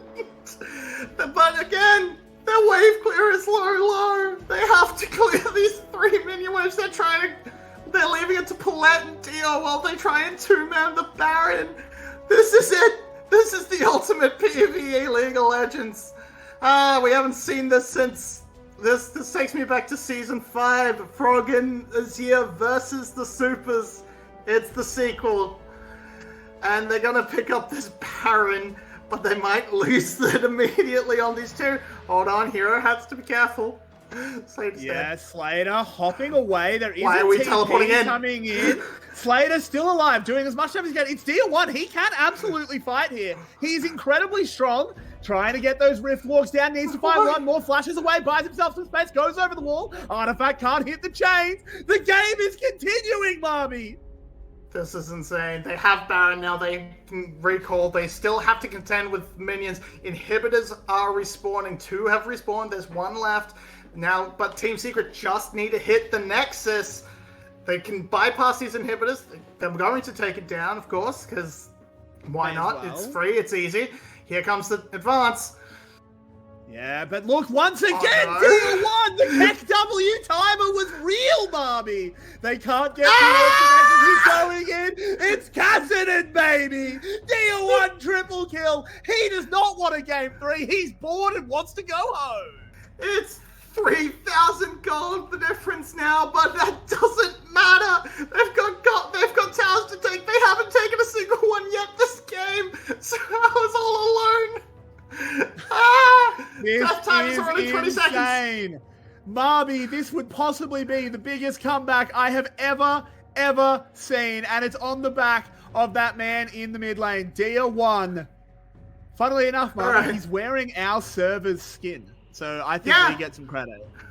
Yeah, absolutely. I never doubted him. I never doubted the Keck W. Just engages on here, and we're finding so much CC, and it's just letting Dia just pop off. They have so much damage now. Emperor is even contributing. I want to see the damage graphs. I need to see this Kassadin's damage. I need to see his items. I want to know how this man is working. Zonya's is just completed. Now he's even going to be harder to stop. Elder in 20 seconds. Can they do it? A little bit wild, Marby. Suddenly, we have a game on our hands. Now, this is hard for SE because they need to go to Elder. Obviously, it's in 6 seconds. But they have to be scared of anyone just running to the base. The fight's coming in, though. They get on top of him. Can they take him down? That's going to be absolutely massive if they can. No, Ember managing to get out. And now the fight is on. Well, and truly, they picked up the first kill. They picked up the second. The Rift walk forward. He's going on in. He gets a big chunk onto Artifact. The Silas goes down. Traded for Justin Addy. But no one cares about a little girl. Triple kill now, and it's only Eddie left alive.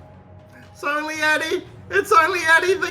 They can try and push, but they're gonna go. They can go back and pick up Elder. The Baron buff is there to let Dia reset.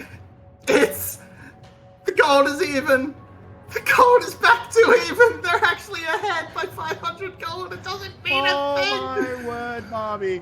Oh, well, I've lost count of how many kills Dia 1 has, but it has to be in the double digits by now. This man was asleep, and then he woke up and shot lasers out of his eyes. They have an Elder Dragon, Marby. They have an Elder. Emper's moving up. He wants the Grump. I can't believe it. This is not allowed to happen. And this looked like it could have worked for Team Secret. They get the CC onto Dia, but the follow-up doesn't come through from the carries. It's just Hero. He can't get it done. And Emperor, they turned onto Emperor, and he just walks away. Everything. And look at this. And then once the tide turns, there's just no one that can stop Dia 1. They don't have that point-and-click CC to lock a Kassadin down, and look at him go, carving through them. Absolute menace. He's fully stacked. He's fully leveled. Please show us the scoreboard. I need to know how much damage this man is going to be putting out. Where's his Rabadons? What's his Void Staff situation? Oh, they still have so much standing gold on the map because they haven't broken the base. They've barely taken towers. And Team Secret, they're not going to want to fight. There's an Elder buff. Even if Kassadin wasn't absolutely terrifying, they'd be terrifying because it's an Elder. You can't fight into that, really. Needs to just walk at them. They're just going to bear down on them. Dia 1 is in the bot lane. That's a 1v5. That's a 1v5. Nobody else did anything. That is ridiculous. Dia 1 is in the bot lane. They are still using him as this side lane threat. Of course, absolutely no one can even go near him. Baron's in a minute. They're just going to try and get as much gold onto people as they can. Eddie's still the gold leader in the game, but Dia rapidly approaching. The last time we saw that gold graph, Dia was at the bottom, only ahead of supports. This game is on such a knife. This game is on such a knife's edge, though, because one mistake from SE and Team Secret will just run down mid. They've only got a knockdown and Inhib and the Nexus himself. Yeah, Marby, absolutely. But is this one of the biggest comebacks ever? I think it's got to be up there. In recent history, it's up there. The only one that comes to my mind is strictly bigger is way back in season 2. Oh, good lord. Emperor and Dia working on the side lanes. Teleports are available, so they feel comfortable committing the 2. But they can't shove the waves fast enough. So they're relying on the Barons to siege. This is certainly something. VCS always delivering as Baron is on the cards. He's in his pit. He's ready to go. Artifact steals a Maokai ult, probably the best one he could get. But that man on your screen, Dia 1, he is everything right now. He is the protagonist. He is the alpha. He is the omega. Yeah, and they just... Slater, they're trying to bait them in. They're like, come on, I'm juicy. I'm a juicy Callista. Come fight me. He's even got the GA to just sort of be that bait. Make sure that if he dies in the early stages, he can come right back into it because their attention is going to have to be focused on Dia. And if Emperor, honestly, if Emperor can just keep hero pinned to this lane, that frees up Dia so much because that's the point and click. That's the point 100%. 110%. This is going to go down really quickly. I don't think Penguin can get here in time. I think this is just Baron. Okay. Teleport being used. A lot of Ren stacks coming up. Dia 1 lurking on the side. There's the stolen Maokai ult. They secure the Baron. Team Secret, no chance to reply. And look at Enpa lurking in the back. Is anyone going to take the wrong path out? Only Penguin, who's not going to be someone he can one-shot. Another Baron. This helps them out a lot because they really lack siege potential. They do not have a lot of range on them at all, do SBTC, so just gonna need to get these waves to click. Paulette could auto attack, but you know, he also takes half his health from every arrow he shoots out. Okay, collapsing, trying to play these waves, trying to play these multiple lanes at once. Team Secret doesn't really want to fight them. Enpa just slides over, does a lot of damage. Late game Fiora hitting one vital. That's all you need sometimes. Alright. Elder in 50. That's gonna be the next fight. That's gotta be the next fight. Surely Team Secret don't just give that up and play for the turtle. I mean, they've been turtling pretty well when they've been alive, but the gold means nothing.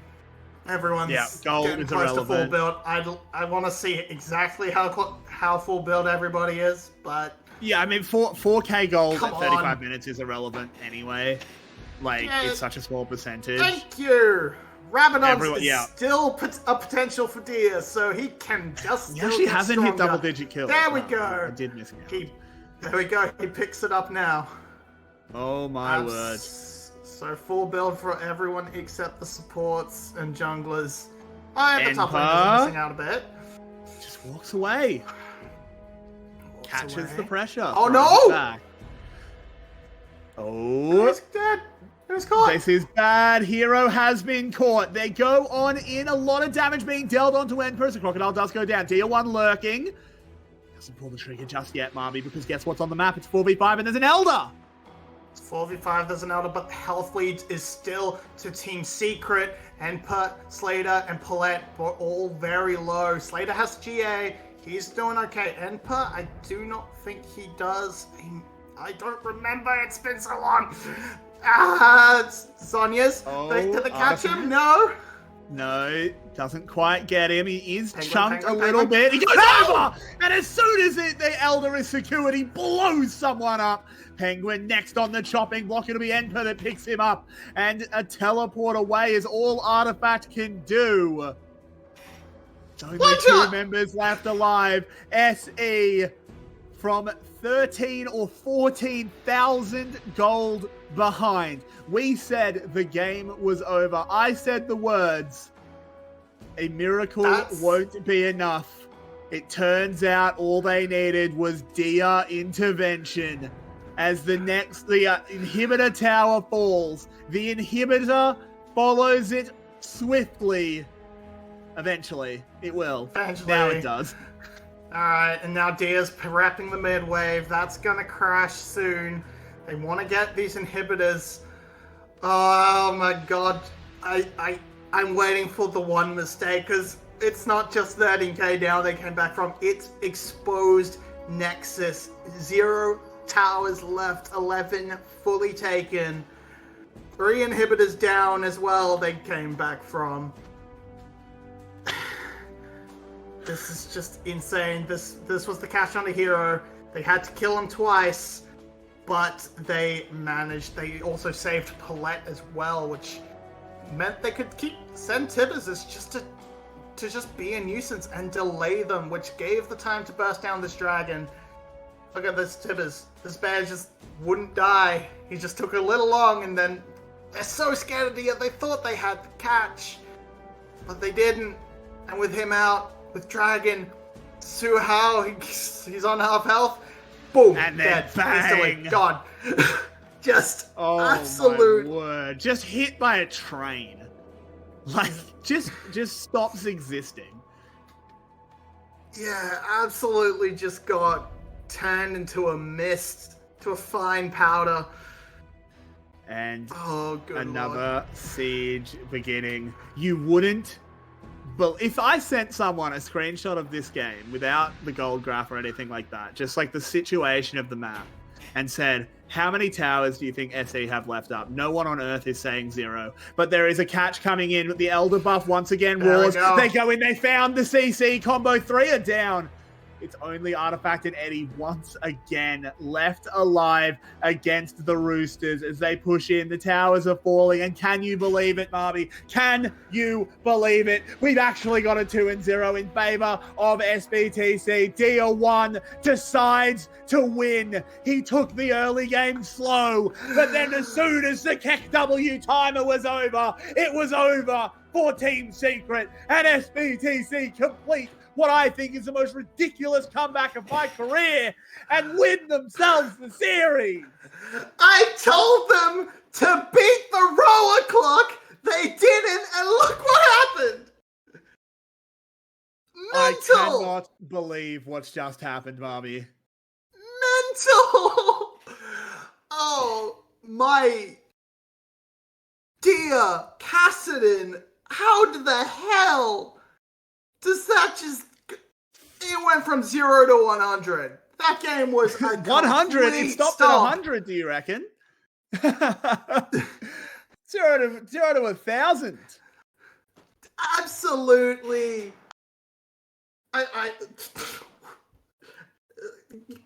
Monk S W Castleton. Yeah, that's my analysis, because that's what it was. Good. Oh my word. But let it be said that SBTC are not a mental boom team anymore. Do you think SBTC of last year would have been able to do that? No. Dear last year, I can never see him playing just wait 20 minutes so I can get to 16 and then play the game sort of champion. Yep. He sort of plays in the first 15 minutes. If it's going well, great. If it's not, he's checking out. Not this time. They were dead. They were done. But no, I'm 16 now. Time to play. And Dia played. He absolutely did. Easy MVP, I think. Dia 1 gets 3 points, 2 points, and 1 point, at least from me. Absolutely bonkers. Marby, do you have anything else to say, or can we just go, fall over in shock for a little while?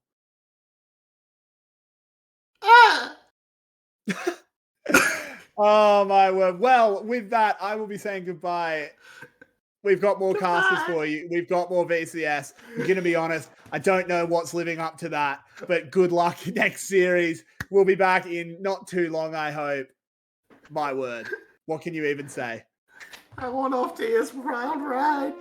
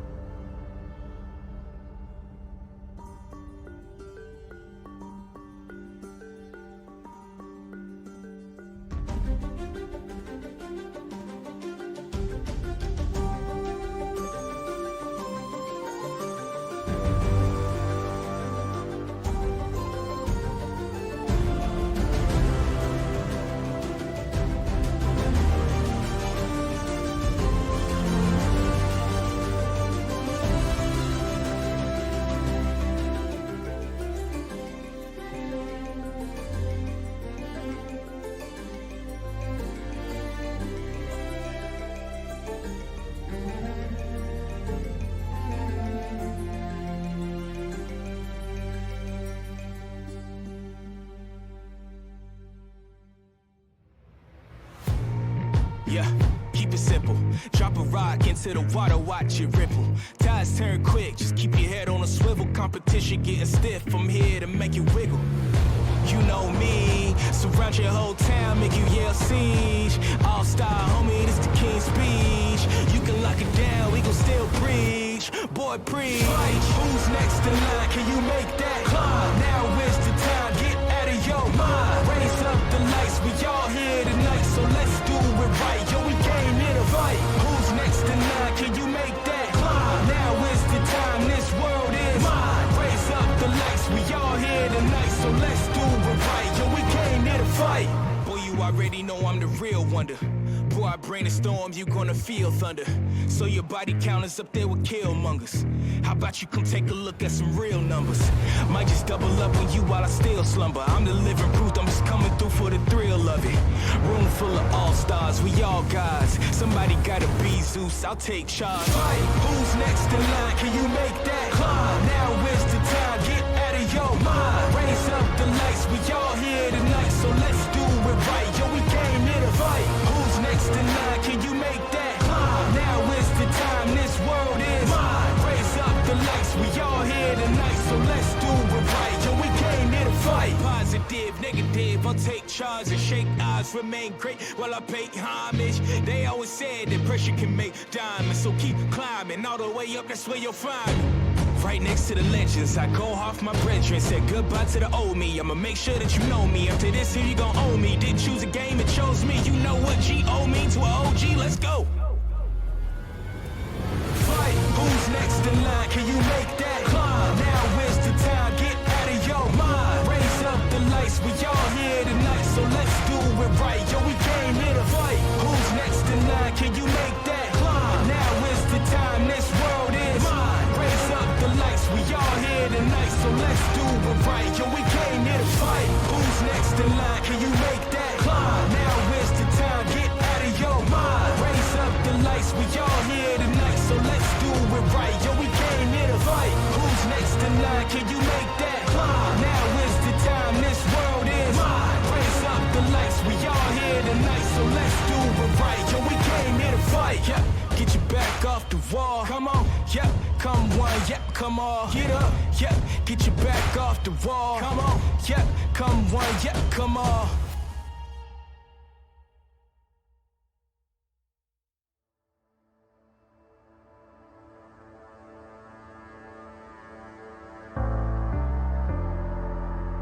The night beckons while you dream.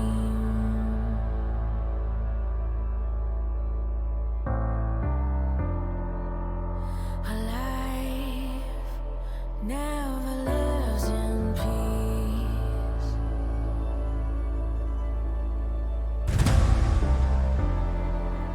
As you stand upon the edge, woven by a single thread, and fate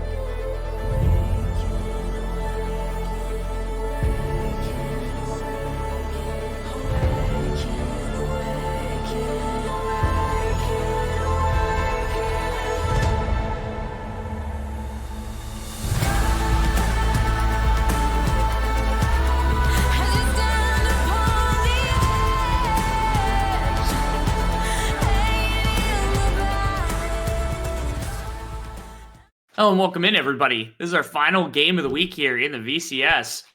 I can't believe it. Yo, wait, how do we get through an entire week of games? I feel like we just started like seconds ago. And also, though, it's also been a millennia because we've had to wait through more breaks than we've actually had games this week. So it is rather unfortunate. But you can talk a little bit about this week of VCS for us. Well, it all started on Friday with an unfortunate series. Let's say, not just from the perspective of the team today, which we are going to talk about later, but also just, more hours of pauses. I think even double the minutes of pauses than gameplay. I think Spoots made a statistic with 206 minutes of pauses and 898 minutes of gameplay, so it was a roughie, but fortunately, it actually improved drastically, and we had 2 small tech pauses the last 2 days, but it was definitely doable. So we have one series is postponed. If you're wondering where SPTC versus Cerberus, I believe, has gone, it's gonna be played next Thursday. So both of these teams are now a little bit delayed in their schedule, but we should be back on track soon, and hopefully everything works out for the rest of the split. It's a new company, a new stadium, and Vietnam in general has some internet problems right now with the undersea cables.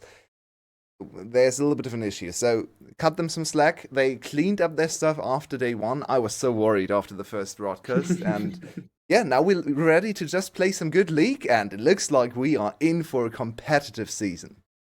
Yes, plenty of teams seem to be standing up from where they were in the last split. Also, as a quick kind of recant, it is SBTC versus Team Wales. We got one game of Cerberus this week, and that's actually going to be our last team playing alongside Saigon Buffalo, which is some exciting stuff because we started the week with Saigon Buffalo in that ridiculous 7-hour series or something like that with the breaks. And both of us are willing to discount that because we think, early season Saigon Buffalo Wales, that usually happens. Tons of breaks. I'm willing to give them a little bit of a buy on that one. So to me, this is a little bit more of a display. But we're really interested to see Cerberus because we've seen every other team now play at least once. We've gotten our bearings at least a little bit now. So it's up to, what is Cerberus going to show us? They haven't made significant roster changes in what feels like 3 years.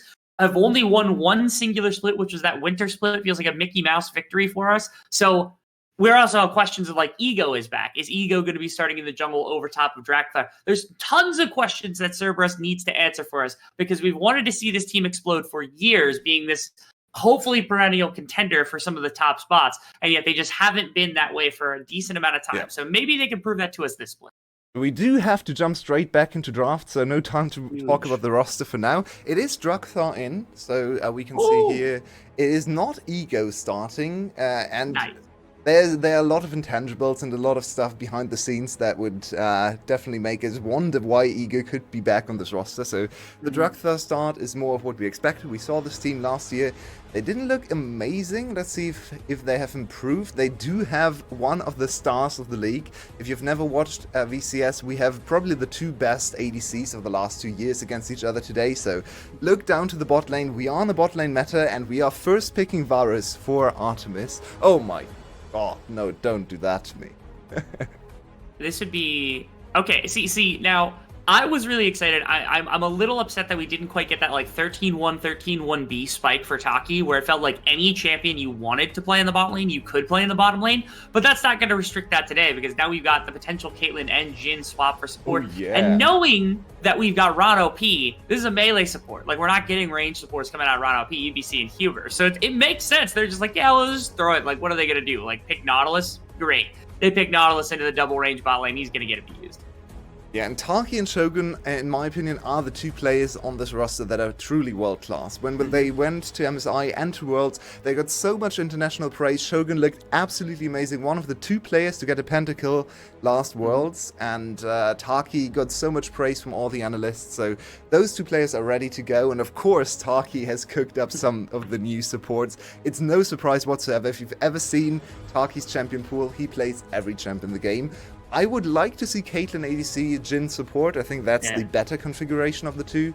But we could see it go either way, honestly. So, following up with 2 junglers and our first Lee Sin of the year. I see. I've seen this a handful of times. I know, some of the teams I cover play it outside of amateur in North America. I've seen a little bit in NACL, which is just the Academy League, or a little bit below the Academy League.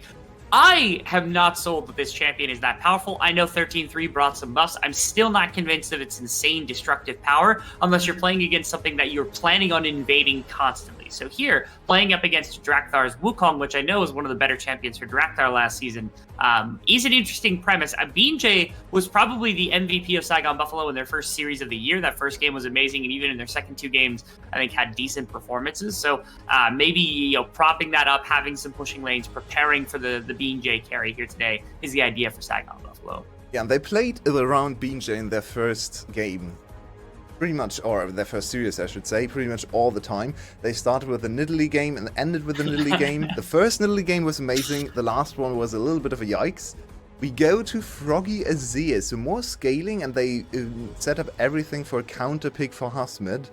Now, there's a lot of stuff still available. They did ban away the Gwen from Hasmid. He could just go back to Gnar. Maybe we see a GP. Remember, they do have a new coach, Utility, the new Korean coach.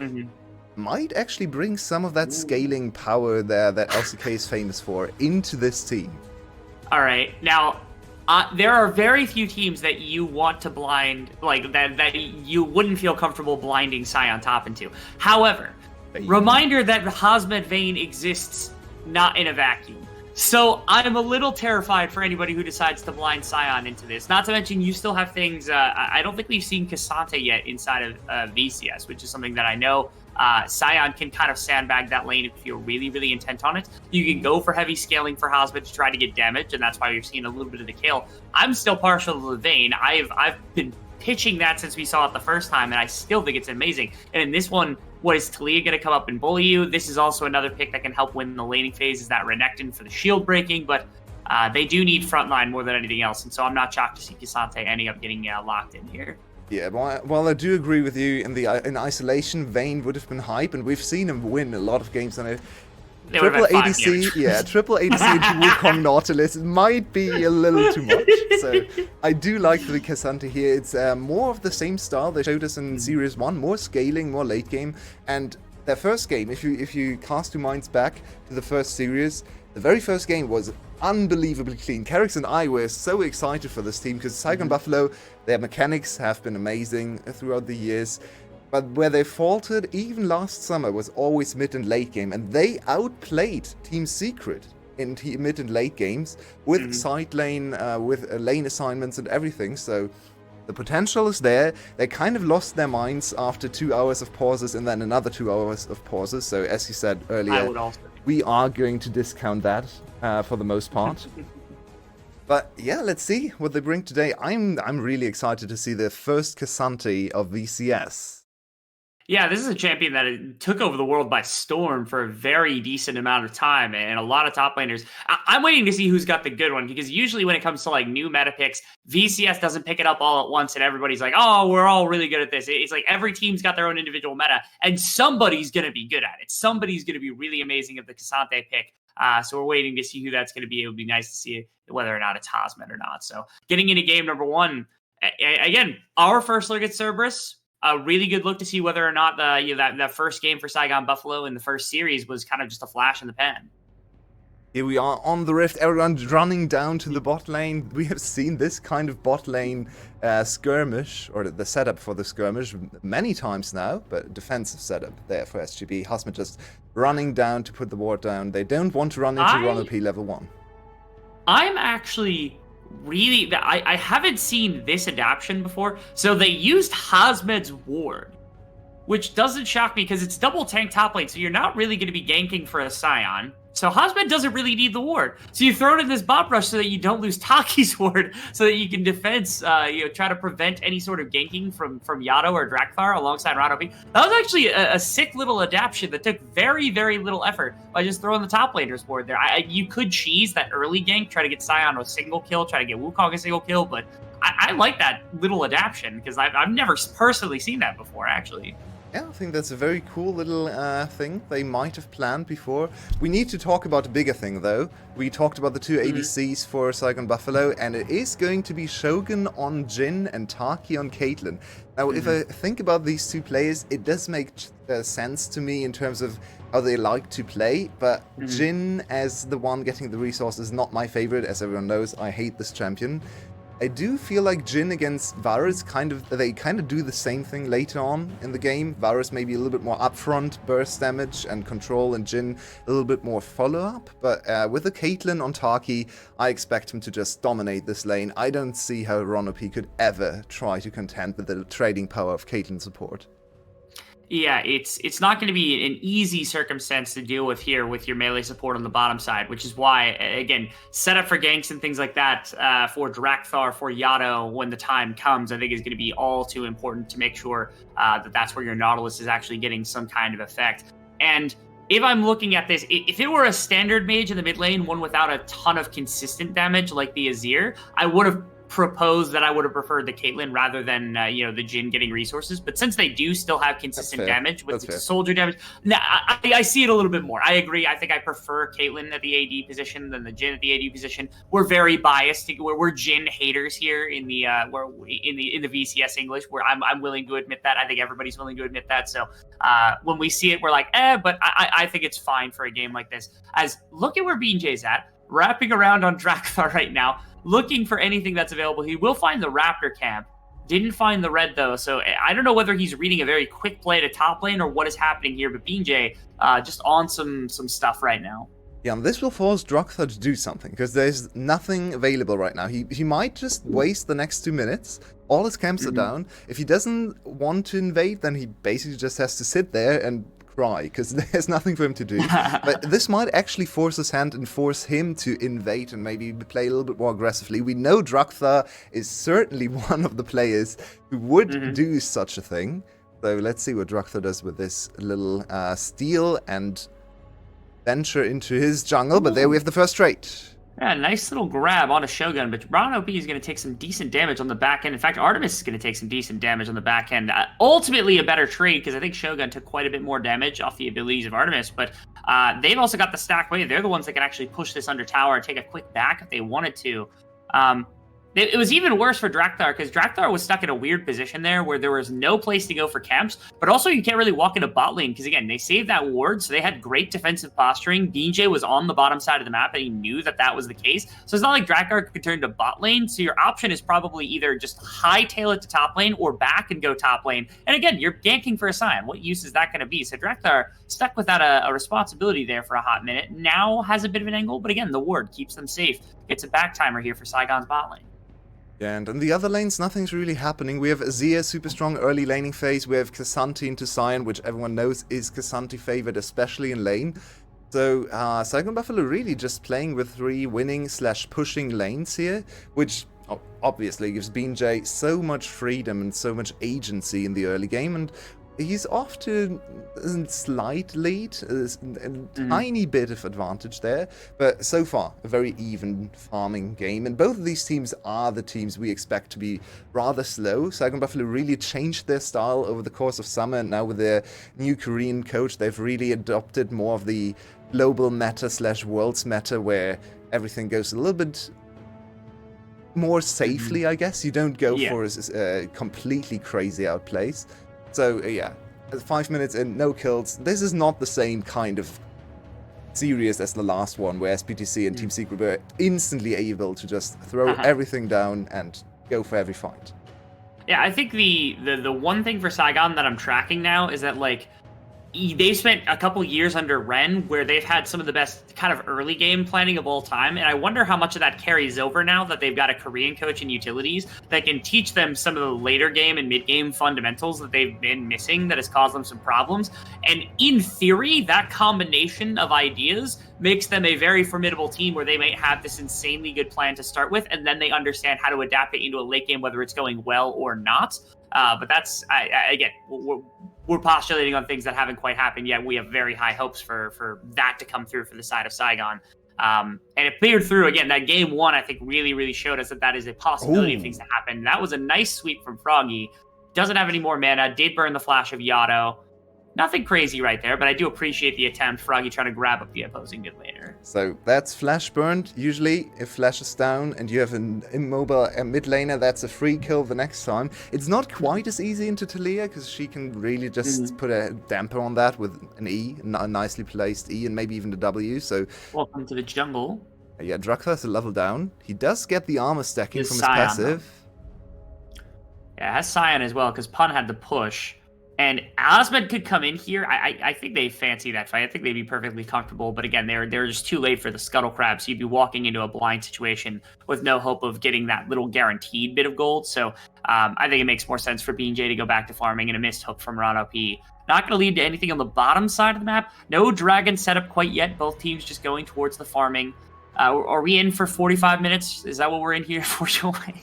It looks like both of these teams are super content. Oh, never mind. Ronopi finds an amazing grab. He's going to take quite a bit of damage. And the net actually doesn't quite get him far enough away. Nice play from Artemis. And now Yato going to pinch off Shogun, knocks him back, and everything else gets him stunned up. Underneath the tower, though, was Yato, as that's quite a bit of damage onto the Talia. They're not going to be able to catch Shogun here. But a great hook. This is what I'm talking about. Again, trying to translate that Nautilus damage or that Nautilus CC at the beginning of the game into something against the double ADC actually works out really well for them right here. Yeah, absolutely, and that's a huge swing in Cerberus' favor because Artemis picks up the kill, they get the push. They're now very far ahead, especially considering the circumstances of the lane, right? You're not supposed to be up in CS or gold here when you have a Nautilus into Caitlyn. I'm waiting for the replay because look at this hook and look at Taki. Oh, it's actually nicely done. Ronopi executed that minion with his dematerializer, so Taki thought he was safe behind there. Really nice play from Ronopi. The first look of the year. He's one of the most veteran players, and he has the tricks up his sleeve. Taki, no flash, instantly dies. So. Yeah, that OG Blitzcrank Smite combination right there with the DMAT. Just making sure that the minion's out of the way so you can hit a hook.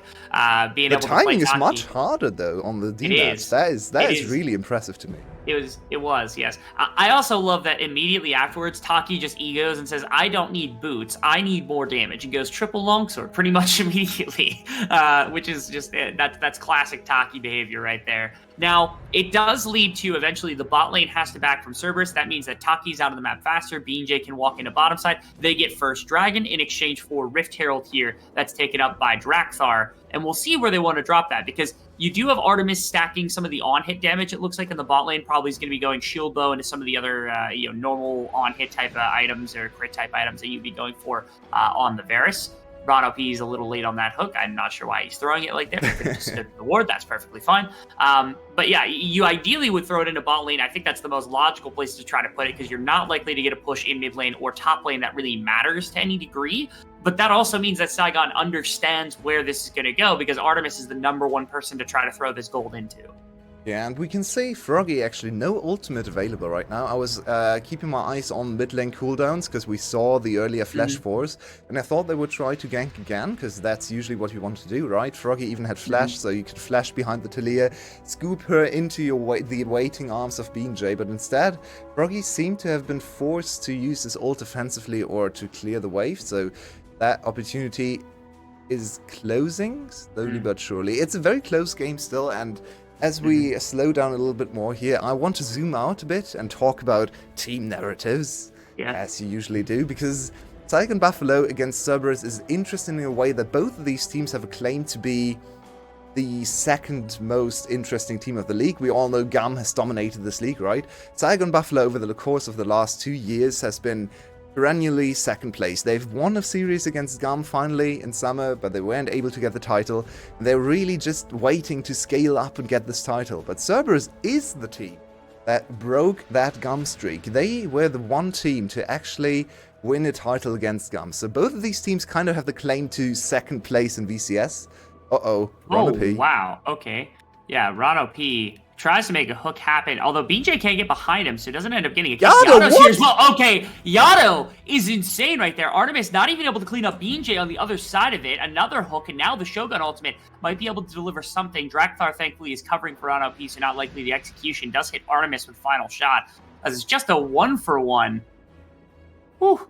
And honestly, Talia is just completely outplaying Froggy here. Usually this is the Froggy kind of playstyle, where he is first on the roam, helps the side lanes, but in this game, he's just consigned to farming in mid lane, just clearing the waves, and Yato with 2 good roams already in this game brings his team, or at least it's 1-for-1. Maybe he went a little too hard, if you consider his HP bar and his mana as well.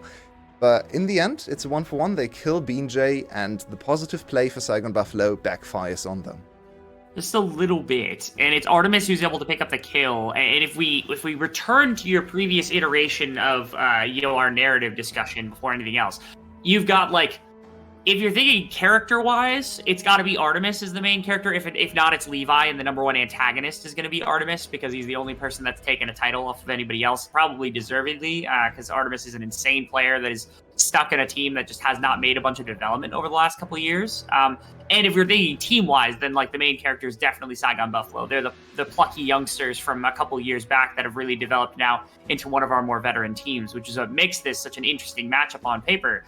Because we're waiting for Cerberus to return to the form that they had when they originally took a title in winter of, I think it was 2021.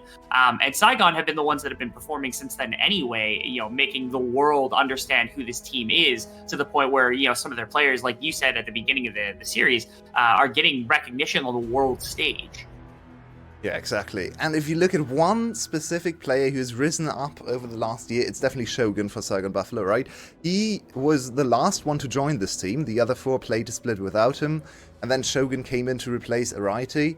And Shogun has really come up over the last year as the star of the VCS, maybe the emerging big minor region player, because everyone was hyped for him. His mechanics looked incredible. Him and Taki against T1 last year in MSI, that was something to look out for. Jay, just okay, stealing away the stacks from Froggy there. But now, all of these players together, they form such a great unit, and we had some concerns that the team would split up with some of the team shenanigans going on in the off-season as well, right? With CBJ coming in first, it was rumored, and then it didn't happen. And first it was rumored that some of the players would go to other teams. It didn't happen. So for me, once again, I'm going to say it, I said it on Friday as well, they have to win this year. One of the 2 splits, maybe even 2 splits, they need to finally make come true to their prophecy. All right, big kind of level up, and now Scion from the back is going to find a decent play. That's going to be a Dragon Stolen. It's going to cost the life of BJ. That's going to be a big ultimate from the Cassante to try to find some additional damage. A big ultimate from Azir as well to try to disengage it. They are going to lose 2. The Dragon goes to the side of Saigon Buffalo. They're still ahead 2K somehow as well. But the big fight... Oh, Yano! Not going to get... Oh, okay. Never mind, it's support Kaylin, I forgot. And Jin is back. Can he curve the bullet? Because he did it before. Not quite going to be able to, so Pane is able to help cover his mid laner to make sure no kill is traded back. And with bottom tower maybe going down, this could be quite a bit of gold going back to the side of Cerberus in exchange for that second dragon. Swiftly getting out of hand here. Cerberus is really far ahead now. They have really strong players in all positions. Pan got out of the laning phase with Hasmid on even terms, and we know how strong Scion can be. Cassante looking a little bit useless in this fight, even went down in the end there, trying to go all out into the likes of Talia, and just they eliminated there. Might have been better for him to stay tanky, because the all out just robbed him of all his resistances. Now 85%, I believe, you lose. So really just a squishy boy in the middle of everyone. You can't play it like that. And Cerberus, 4-1. 1 tower to the good, and also 3k gold lead. They are looking like the stronger team here. Game 1. Yeah, it is Saigon who's playing for the hyper late, because that's why they're going for this dragon stacking mechanic, so I can see what they're doing there. But losing these fights and giving up gold does give this avenue, this pathway back for the side of Cerberus to kind of win through. That last fight, I want to give props to 2 players. I think the combination of Artemis's like Chains of Corruption, it blocked Froggy from getting into a fight and putting out damage with the soldiers. And again, he's the one that's ripping through tanks. And then Yato stunned 3 players. I know you were talking about the Cassantes all out and maybe wanting the resistances. There was a legitimate chance that 2 people die there, but 3 people got stunned on the side of Saigon by just Yato's one shove, which really took the wind out of the sails of any sort of counterplay that would have had. Saigon? What in the world did I just watch? He saved the cannon, baby. He saved the cannon, your way. That's what we're here for. They tried to dive him with 4. It was an ill-advised attempt, and Froggy could have even baited them, I feel like. He had flash and ult available. If you place it a little bit more greedily, he might actually be able to lure them under tower and then kill 2 or 3 members there. Instead, he played it super safe, so that's fine. It looked very funny, though. Oh, BJ follows up. BJ, what are you doing? BJ is an absolute menace. What? Oh! Artemis is not even lethality. He just devastated that health bar. He just killed him from half of his health bar. Yo way! He's not supposed to do that. This is on hit Varus. Okay, it's time to talk about both Artemis and BeanJ. Artemis, what a performance. First game of the year, and we know he should be the best ADC in the league. ADC is the strongest position here in VCS, and we have many really good players, but Artemis is the one to really break through the GAM bulwark in the VCS. He is the one player that got MVP unanimously and so on. What are we watching here? I'm not entirely sure. This was a replay. It looked like they jumped to a replay camera, but they're not on pass client. So they're really just showing us a replay of what's happening live, which is hilarious. Okay. But that threw me off a bit. But now let's talk about BeanJ, because after game 1, which looked amazing, where his team set him up with Nidalee, game 1 of the first series I'm talking about, so Friday, he has been in rough spots more often than not. And this is another performance where he has thrown his body into the enemy team and just died 2 or 3 times now for no reason.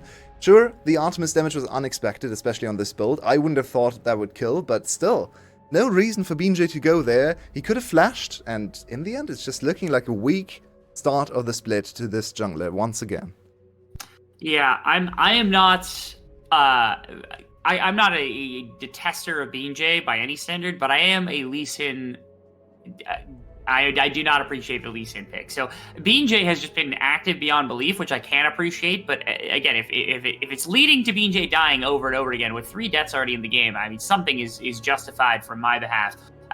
Notice, if you will, that there is a very cool build coming through from Shogun, which is the Yumus into more lethality, into you got Manamune stacking. And I wonder if he caps it off also with the Hydra, because then you can get a ridiculous amount of AD. You can break over 1,000 AD with just a max set of items here on Shogun if he decides to go for that Manamune into the Hydra with all this extra lethality, which could mean that Jhin finally does some amount of damage, which is pretty cool, but it's going to take quite some time to get there. So we're still scaling on the side of Saigon. So then, if I'm playing Devil's Advocate, I'm saying, okay, what is Cerberus doing to win this game? You are able to push this Rage Blade, into a number of circumstances with Artemis on this massive Varus. How do they kind of convert this into a game that they are then destined to have to lose themselves?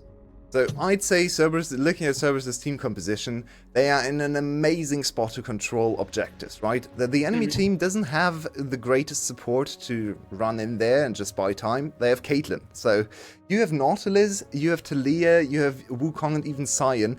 All of these champions are amazing at space control, especially Talia and Wukong, I'd say. So how can Saigon Buffalo ever get close to a Dragon or a Baron again? Now, fortunately for them, on red side, it's a little bit easier for their jungler to get over the wall to the Baron, so Baron might not be the biggest concern, and they got the first 2 dragons. So I am kind of foreseeing a very quiet mid-game here from Saigon Buffalo's side. There's no reason for them to really fight for anything. They just want items, especially on Froggy. As you rightly pointed out earlier, he is the main DPS in this composition, and he's sitting on 200 CS, which is on pace for 110 per minute. So just give him a little bit more time, 10 more minutes, give him 2 more items, and maybe he can turn this game around. I would really hate to say Saigon Buffalo overforcing in the next few minutes, because they're too far behind, especially in the ADC power right now. Yeah, marksman to marksman, again, it's not even that Shogun has had a bad game necessarily. Shogun himself is actually on almost to 10 CS a minute. Everyone's farming pretty well this game. I think Yada is sitting at the worst, which is surprising because he's at over 9 per minute. You can see the gold ranking as well, where Artemis and Pun are actually the 2 highest kind of go-getters. But in fairness, it's really just Artemis that's sitting ahead of the curve more than anything. In fact, has the majority of the lead here for Cerberus, is just sitting inside of Artemis, which has a tendency to be that's kind of just a normal stat line for Cerberus, is having a bunch of gold in Artemis, and everyone else is sitting right about the power curve that's normal. I'll also point out that Hazmed, Sion can't full carry a fight, can engage a fight, and can tank a fight. Hazmed on Cassante can full carry a fight, because this all-out does make you an absolute beast inside of team fights if you've got enough of the stats kind of running. So there is that to be a little bit afraid of as well. So then, again, if you're Cerberus, you want to press the gas down. Is it a quick Baron? Is it 20 minute, 21 minute, very, very early Baron that they're just hey, let's use this and let's just crush the map as fast as possible and make sure that if Saigon, maybe they'll flip, maybe they'll try to force something, especially now because they're kind of bullying Saigon out of their own quadrant to the jungle behind the Baron here.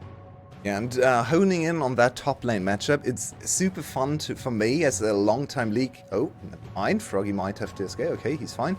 As a long-time League fan, this matchup of these two tanks is so interesting because on one side we have the simplest tank with the least amount of playmaking in the game, Sion. He just stands there, is unbelievably tanky, and you can't get past him. And the other side, Cassandra, is the exact opposite. Yes, he's quite tanky as well, but he kind of sacrifices his tankiness for additional mobility, additional damage, so he's the definition of a modern League of Legends champion, while Sion is a very old concept, right? Just be there, be the front line, no one can kill you, your team is gonna win. You don't really do much, but the enemy team can't get past you. So we really get to study these two concepts of tank champions in this game, where Sion will... It will be very hard to get past Sion, especially when you have something like a Talia, one of my favorite team fighting champs to watch, behind him, because if you get past the Sion, then suddenly you get shuffled back out of the fight, or you run into the stuns of Talia. So it's really hard to conduct yourself in these team fights, especially if you're something like Lee Sin. You can't straight up Q or W into the Talia, because then you're stunned and dead. You can't really do anything else, because the Sion is just in front of you. So how does BeanJ even come back and attack? How to play these team fights? It's pretty hard to see for me. I think for BeanJ, his best option is just, okay, if Wukong jumps in, I kick Wukong back into the enemy team. If Sion comes running in, I kick Sion back into the enemy team. And that, if Nautilus hooks in, I kick Nautilus back into the... And that's pretty much all that he's got at this point in this game, because BeanJ, for the most part, is dead to rights. This is the setup. The one big thing is that because Taki is Umbral Glaive Caitlyn, it means that they can't establish this foothold in the shallow ports of the jungle, which means that Saigon can step up into the shallow part and start contesting from a mild range. And that means that Cerberus does have to pull off. Not willing to make that happen. Okay, this is a big door slammed on pun literally right there, as Froggy's able to pop the ultimate, prevent the Sion from running in. Although that wasn't a particularly risky situation. It didn't seem like anybody was under real threat of danger, even if the Sion ultimate hits. And they're right back to the Baron. But again, they're just going to get shoved off again. They don't really have that much control to make this work. I'm not sure. Are they baiting for this fight? Is that what they want here? They're just... Both teams are solving for something, right? When Cerberus finds the engage, can they make it happen? Play, try to grab onto Hazmed, and Froggy also in Zonia's right now has to flash out the backside of the fight. That is going to be Drakthar kicked into a couple of members right there, so not the perfect by any standard. Now Hazmed in the middle of the team, going to try to pop something. Gets a little bit of damage, as that's quite a bit. The first kill traded back, second kill now traded back. Flash onto the rest underneath the Azir Tower. They're going to lose one. Pun is still massive health bar right now. Shogun has the ability to maybe clean this if he can get onto backliners. That's an ultimate pop from both of them.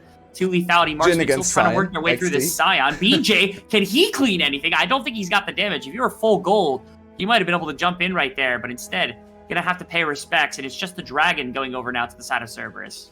Unfortunately, a little bit of a mechanical misplay there by Froggy. Got too close to the sun, and also Hazmed once again making himself squishy and then dying instantly. I'm not the biggest fan so far from Hazmed's Cassandra play so far. Has not really left me with a lot of awe for this champion. It's the first time we saw it here in the VCS, so maybe not quite as practiced. He should be. Okay. This champion was super strong. But look at this again. The whole situation is Cerberus trying to solve this mid-game lull, right? So how in the world did they spot Froggy? Because right there, it was this big shove that kind of forced Froggy into everything else. And again, he had also pumped the ultimate onto the Sion earlier. If you had saved that and just ran away from it, right there could have been an easy door slam into everything else. And you can see Rano P's going to die, and that's nothing crazy. But how do you do damage to Pun? Again, yeah, exactly. You really only have Azir for that, and you can't do anything with Shogun yet. You can't do anything with Taki basically the whole game. So that is one really rampant problem that's going to have to be dealt with here from the side of Saigon that I don't know that they have an answer to anytime soon. So they need to do is Froggy. We have seen some VCS players on Azir try to play the Faker style Azir, so the perma engage, right? So Faker always goes for shuffles all the time. And he's very successful with it because his team plays a very quick style of League of Legends. But in this case, Froggy needs to be the DPS, so he needs to stay back. He needs to permanently hit Pun to get through him, because his ADCs are not going to do it. If he goes for the shuffles, I think they can't ever win team fights. So we have to see if Froggy understands his position in this composition, because he can't go for the engages unless they one-shot Artemis, but that's very far from being the truth here. So I really want to see Froggy play back, play Kite, try to stack up his soldiers and get through Pun so his ADCs can actually play the game. Okay. Big play onto Hosmet. They find the first hook. They're going to try to put damage on the other side, but Hosmet's pretty tanky, so you're not going to be able to do anything. Pun currently has the Q from BJ. I was wondering whether or not a kick flash would come through to try to put Pun into the rest of the team, but it's just not going to be a solid angle. So it's just everybody walking away with nothing done. Again, Cerberus is baiting so heavily around this Baron buff. They're really just trying to get a fight to come through in some way. Froggy now also slams the door once again. Hosmet TPing in. We need to be at the fight. Please take us back to the fight. Okay, there we go. That's a little bit of something. Froggy is going to die in the midst of everything, so they have no way to kill Sion anymore. That's going to be a second kill as Yada's going to pick one up, and that's a third going to the side of Cerberus. I'm sad that we missed the majority of the setup of that team fight, waiting for the TP to come in from everybody else, but that's going to be a Baron buff now for the side of Cerberus. Yeah, Cerberus seemed to have found the opening to finally break through this defense from Saigon Buffalo.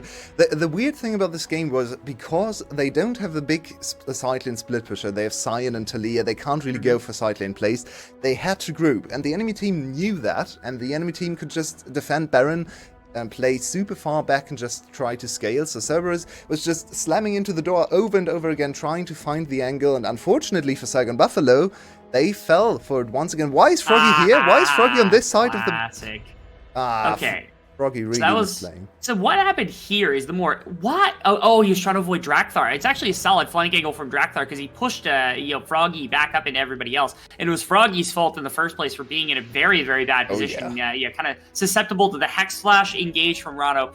Had to burn the ultimate to make sure he wasn't jumped on top of. Had to go back over the wall. Then he didn't have a slide to avoid Drakthar. It was a very good punish of Froggy's positioning. I am willing to give a lot of credit, or I'm willing to give a lot of criticism here to Froggy, and also I'm willing to give criticism to this Azir. Froggy has had a famously not great Azir, and so when I saw it, I was like, okay, yes, he's the main damage dealer. That does not bode well for the side of Saigon Buffalo, because he has had some famously bad Azir games in the past. So I was not very confident in what I was going to see, and I'm happy to know that I was right to be a little bit wary of what this team had drafted for their mid laner. Yeah, it really is a big mid diff in this game. There are a few other diffs as well. I'd say big top and jungle diff as well. But yeah, if you think about the start of the game, Yado outroamed Froggy, still kept close in CS. He's slightly behind. He was 20 CS behind earlier, but who cares? You got the bot lane going, who was there for the fight. Yeah, he died once, but even then, he was still there for the fight. Maybe the execution wasn't perfect, but I think the play in itself was great. So Yado looking revitalized here on one of his traditionally great champions. And we were worried about Yado because his overall form has been trending down ever since the title. In the title run, he was great on Corki, on Azir, and so on. But we have a defense here. There we go. Yado's going to wall a lot of people off. That's Hosmet again. Pops the ultimate, just gets burst immediately. This time, Pun is pretty low, so you did have that. Drakthar trying to jump his way into the rest of the base actually takes quite a bit of damage on the way in. But I don't know that they've got to fight. A flash Q from Ron OP. Once again, 50-50 on those, it feels like. As that's going to be an ultimate popped. Are you going to be able to find enough damage on this Jhin to get anything? It doesn't even hit Pun with that last shot. That could have done a decent amount of damage. Now BJ wants something. Is he going to be able to jump in? No, actually doesn't. And then gets stunned up from Yado. This early game from BJ. Huh? Yeah. It feels like if BJ had like a kill at the beginning of the game and didn't die 3 times, BJ could have jumped in like 2 or 3 times in the middle of this game and been perfectly fine and maybe would have cleaned up a couple of kills. But because he was just so far down because of that beginning of the game, that early game that went so awry for BJ, it took away all the confidence, took away all ability for them to jump in and make that aggression happen. And Rebel, I want you to remember the way we described Cerberus in their title run. Who was on the top lane? It was Pun V9 on the tanks all the time, just buying time for Artemis and Yado to carry. Yado on control mages, Artemis and high DPS champions. Look at this composition. What are we seeing here? Yeah. Hey, pretty much exactly that, all the way down. The team understands what to do. They know what they can do to try to turn things around. The big thing about like Yado that like we talked about, like the decline over the last couple of years, there have been champions that have done that, because again, remember the Ahri was like undefeated and every other champion was really bad. Maybe they just pick comfort for him, right? Like Talia's been comfortable, it's always been good. The Vex was always good, and then obviously the Ahri is always good. If they can get him in that little mold, then again they can fit into this one style that seems to work for them. Maybe that's just the trick here. Maybe they're a one-trick pony type team where we just go back to the OG style that won them the original split that they had, and we can be looking at a Cerberus that can be really competitive. Yeah, and Cerberus as a whole, as a team, the way they set up their players for success, the way they draft, the way they're conscious of the player's strength is very much the antithesis to both Saigon Buffalo and GAM, who both like to do this kind of concept where they go, okay, all our players are great. We have the 5 best players in the server. We can play any style. We can play through any lane. We have all the best carries. We can play top lane. We can play jungle carry. We can play bot lane, mid lane, whatever. Cerberus is never going to do that. Cerberus says, okay, we know what we are. We have the best ADC in the league. We have the best front-to-back team fighting. We have a great tank player in the top lane. We have a great mage player in the mid lane. We have a good engager in bot lane. Maybe not the greatest laner, but who cares? We have Artemis. So they just pick what they're good at in this game. Team fighting, very clear frontlining, very clear battle lines, and it's working to a T. It's so good to watch. I'm also really interested because we talked about like the Pun V9 angle. If I were going to postulate somebody that was going to be really, really good at the Cassante, I actually would say Pun would be closer to the top of that list for me than just about anyone else. Because again, you think about the champions he like made his name on, it was like Mundo top lane, and then it was also like Tom Kench, which are these tanks, but they're also just like these menace run at you tanks that kind of just have a bunch of damage innately, even without building any. And Cassante feels like an even more modern version of those champions, maybe without the percentage health stuff, but still very much in that avenue of being able to carry games. And so I would like to see if Pun could be on form to see what that Cassante looks like in the grand scheme. Now they're up 8k, 3 dragons with 2 minutes until the Ocean Soul comes through. That is a pretty big deal. Shirelia's finished for Shogun. Shogun has been completely silent for the 30 minutes of this game that he has not had a kill. That's a big ultimate to potentially get 1 kill back. Zhonya's going to get popped. Zhonya's for Froggy. Make sure nothing else comes through. That's going to be 1 kill. Now Pun, actually the target of affection for both ADCs, is going to be able to run away. As Froggy is able to flash out the other side of the fight. Are they going to be able to do anything? Drakthar with a big disruption in the backline as well is going to be able to find anything. No, he will not. It will be 1. Hospital will go down as well. As everybody kind of just scattering to the wind now from the side of Saigon after that big pick at the beginning of the fight. Drakthar going to wrap around again on the double ADC. Will they have the damage to bring him down? I don't think they will. He'll just they don't have any damage pretty easily. They just don't have damage. They don't damage Yulwei. They had to put so much into one person going down in Artemis that they just don't have anything left for the back end of that fight. Yeah, what did I talk about earlier? Does Froggy understand his role in this team composition? No, he does not. Exhibit A. He goes for the shuffle. Yes, they kill Artemis, but what did it cost? Literally everything. You need Froggy to cut down Pun. No one else can deal any damage to him. And even Drakthar to a certain extent as well. Think about the late game armor scaling on the Wukong passive. He can just hit those 2 AD carries forever.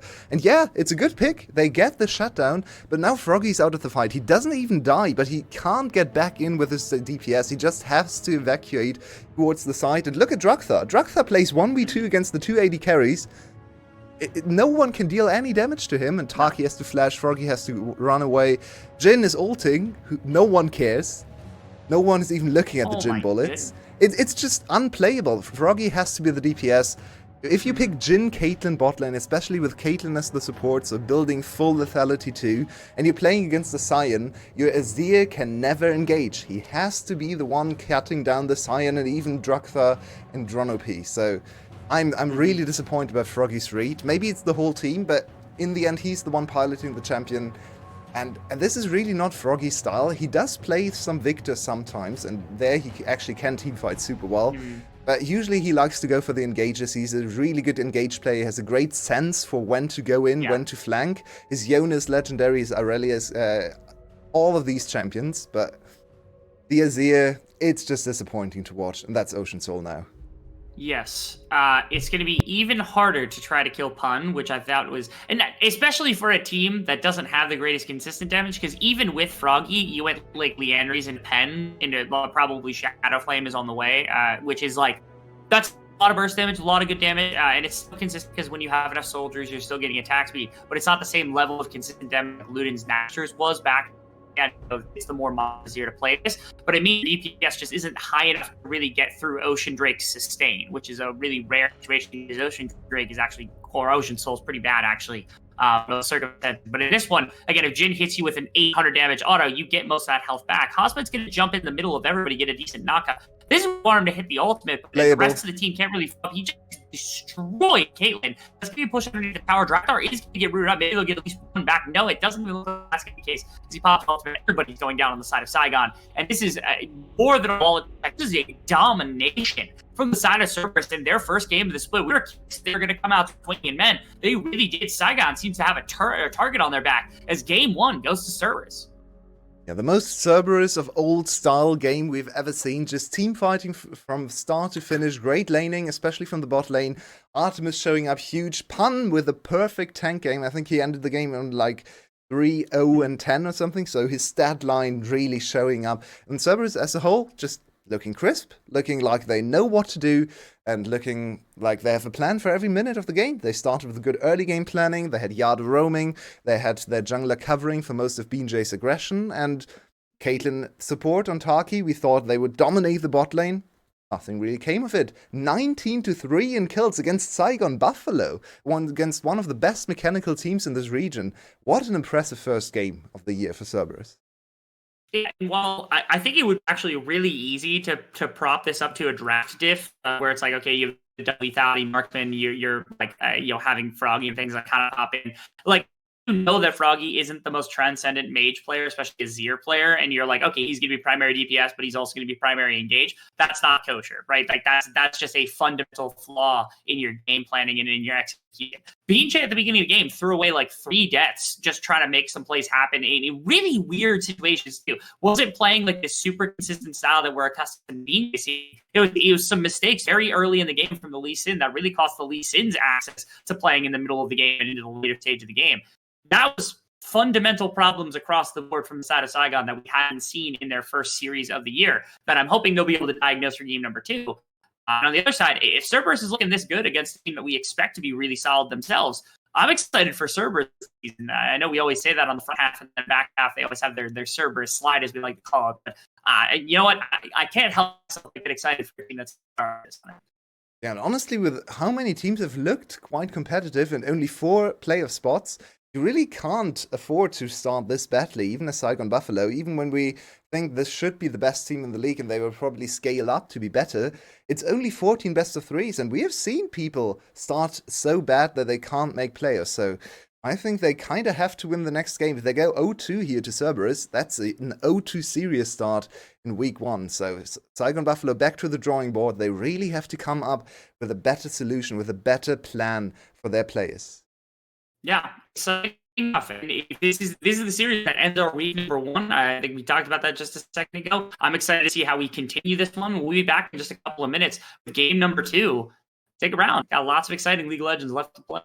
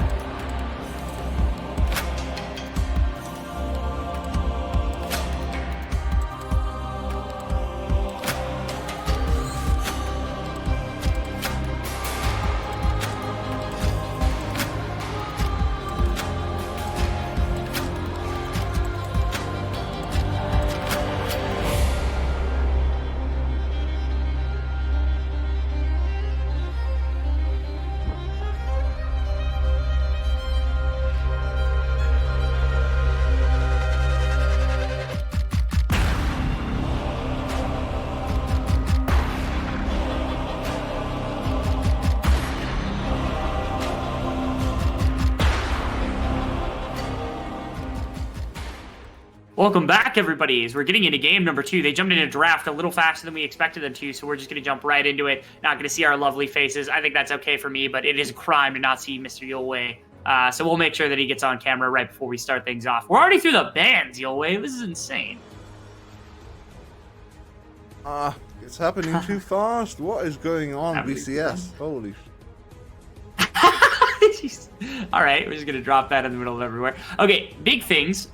First off, Elise, Maokai, Varus taken off the board. That's a lot of really powerful picks that could very easily be first pickable that I'm surprised Saigon can't play any of. So that's a little concerning to me. The Lucian once again banned away. The Jace taken away from this team I don't think is shocking either. The Ashe I assume is a Taki abuse case, so you're just making sure that those don't get through. The first pick Sejuani, solid for BJ, probably solid for Hosmet as well. Honestly, with this team, it's probably solid for Froggy and Taki as well, so maybe it's just a quad flex.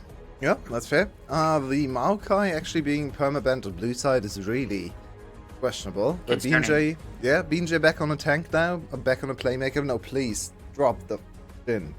Thank you. Yeah, no Jin. Karma's a little bit better, and I could see once again Taki flex, Froggy flex, potentially contesting up against the Caitlyn on the bottom side of the map. Because if you end up flexing, no, please don't. Come on. Why? Like Pun's playing a tank. Like, okay, all right, well, please Hosmet Vayne then. Now you've got a tank. Now you've got a Karma. Now you can play the Vayne top lane. Gonna be the Karma top lane and another Zia in the mid lane. Woo! All right, you're spinning a yarn here, Yulwei. I don't appreciate it.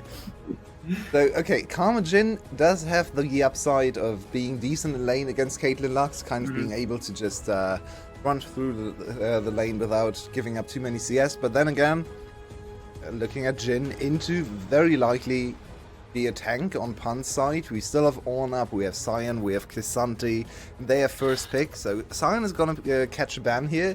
I think they also should ban the Klisanti, maybe force him on Ornn, which takes a little longer to scale, and you might be able to abuse him a bit with an Renekton pick or something like that. So that could be a strategy. I want to see melee solo lane, please. I like the Yona ban actually, because Yona and Sejuani together are so scary to play against. Very strong. And we know Froggy is a really good Yona player too. So they're banning away AA melee mid laners.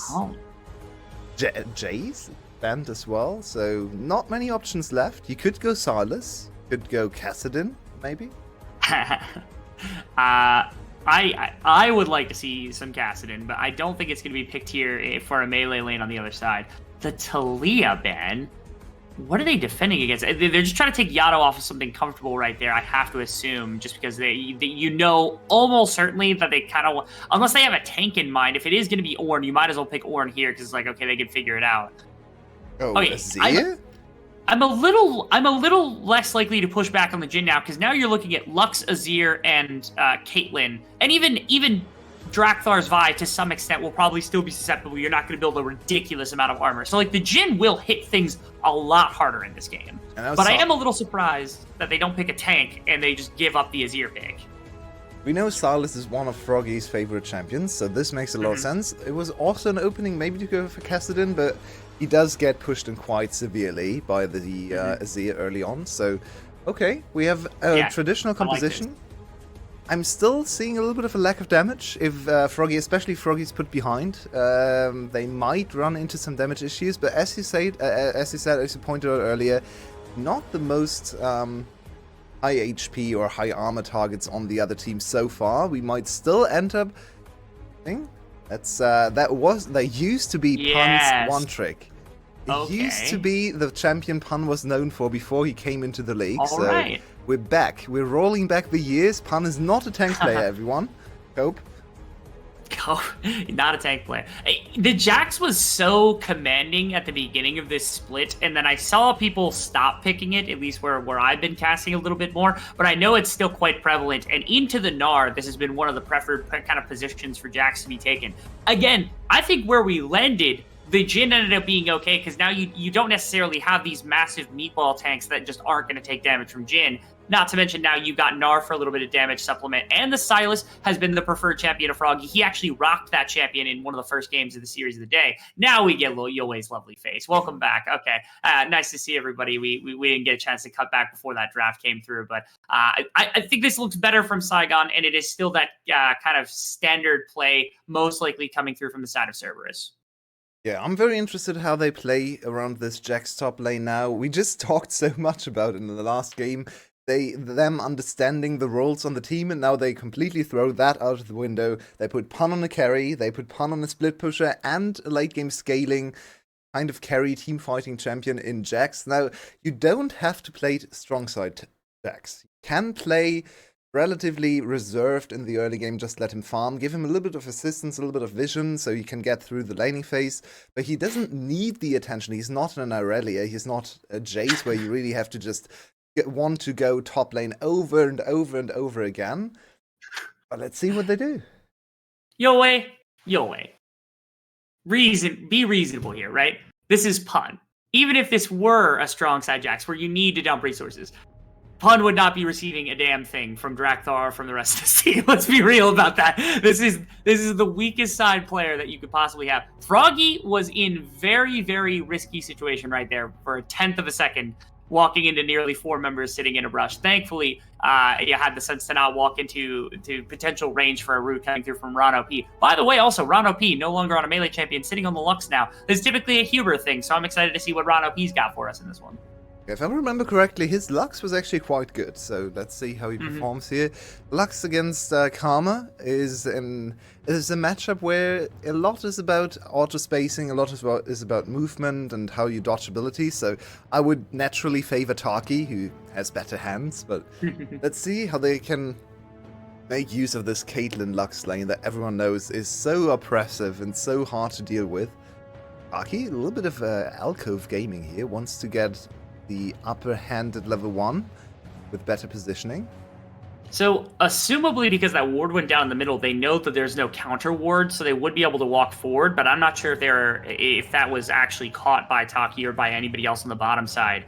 And maybe the alcove attempt, I thought he was going to try to wrap around an airbrush knowing that there was no ward put down in the middle, but he might have been afraid that they just put a shallow ward in that rush, so maybe that's why. Pun is just hands checking Hosmed from day 1 of the laning phase. And a good Q coming out from Hosmed just to try to get a little bit of damage back. Level 2 gets a bit better. Level 3 gets even better because that's when you start to get like the hyper procs. That's when you get your E, so it's a little bit harder to hit counter strikes and things like that. So Hosmed just going to feel the wrath of the counter strike at the level 1, one of the best kind of melee champions in the game when that ability's up. And Pun has traded back a lot of health for this. Yeah, I'm here for this trading because now both are in very perilous spots here. Whoever gets the first jump, whoever gets the first stun on this level 2 power spike, especially with Mega now coming up. Oh wow. Look at bot lane. Immediate play into the air. He's dead. There's nothing else to be done. Okay. I don't know how exactly that got set up. If I had to take a wild guess, it was just level 2. Taki said, I'm going to press W, and Ron OP couldn't get anything. Actually, didn't even have to flash for Taki to make sure that root came through. It was the follow-up flash from Shogun to make sure that the kill went through. But 3 summoners burnt on the side of Cerberus here as bot lane dominance, right back to Saigon. Yeah, and Taki proving to us that he's the better enchanter player. Nice disengage from Hosmed there. He's a level down, so he can't really trade back, even though he does look kind of scary on this big Mega Gnar. Take another look. Taki just walking up. Run was there. Yeah. He puts a ward down and just presses W, and that's how Ron OP dies. Yeah, Ron OP maybe had to wake up a little earlier because that looked like he was completely asleep. Just stared at the ward, and then half a second later the W comes in and he's still not flashing away. For a second there, I think he was like, I'm Alistar, I'm going to press W and I'm going to headbutt Pulverize. And he's like, oh no, I'm playing an Enchanter. And then he threw his shield out, and that was the panic button coming out from Ron OP. Which, again, it seems just like a brain fart situation more than anything else, but does give quite a bit of credence over. Because, again, if you're playing the Caitlyn Lux, you want to really slam this lane, and you actually want to play for this. Because, again, you can weak side Jax. Yato's just going to be scaling up into a range versus melee matchup. Those 2 lanes are fine. They don't really need the assistance. Drakthar wants to come down here and help them. So if you set them behind, it's really hard to turn this lane state around if they've fallen down too much to begin with. So this would be your prime opportunity if you're Drakthar trying to find it before the back timer comes in from Saigon Buffalo's bot lane. But back in the middle, BJ on the bottom side helping cover.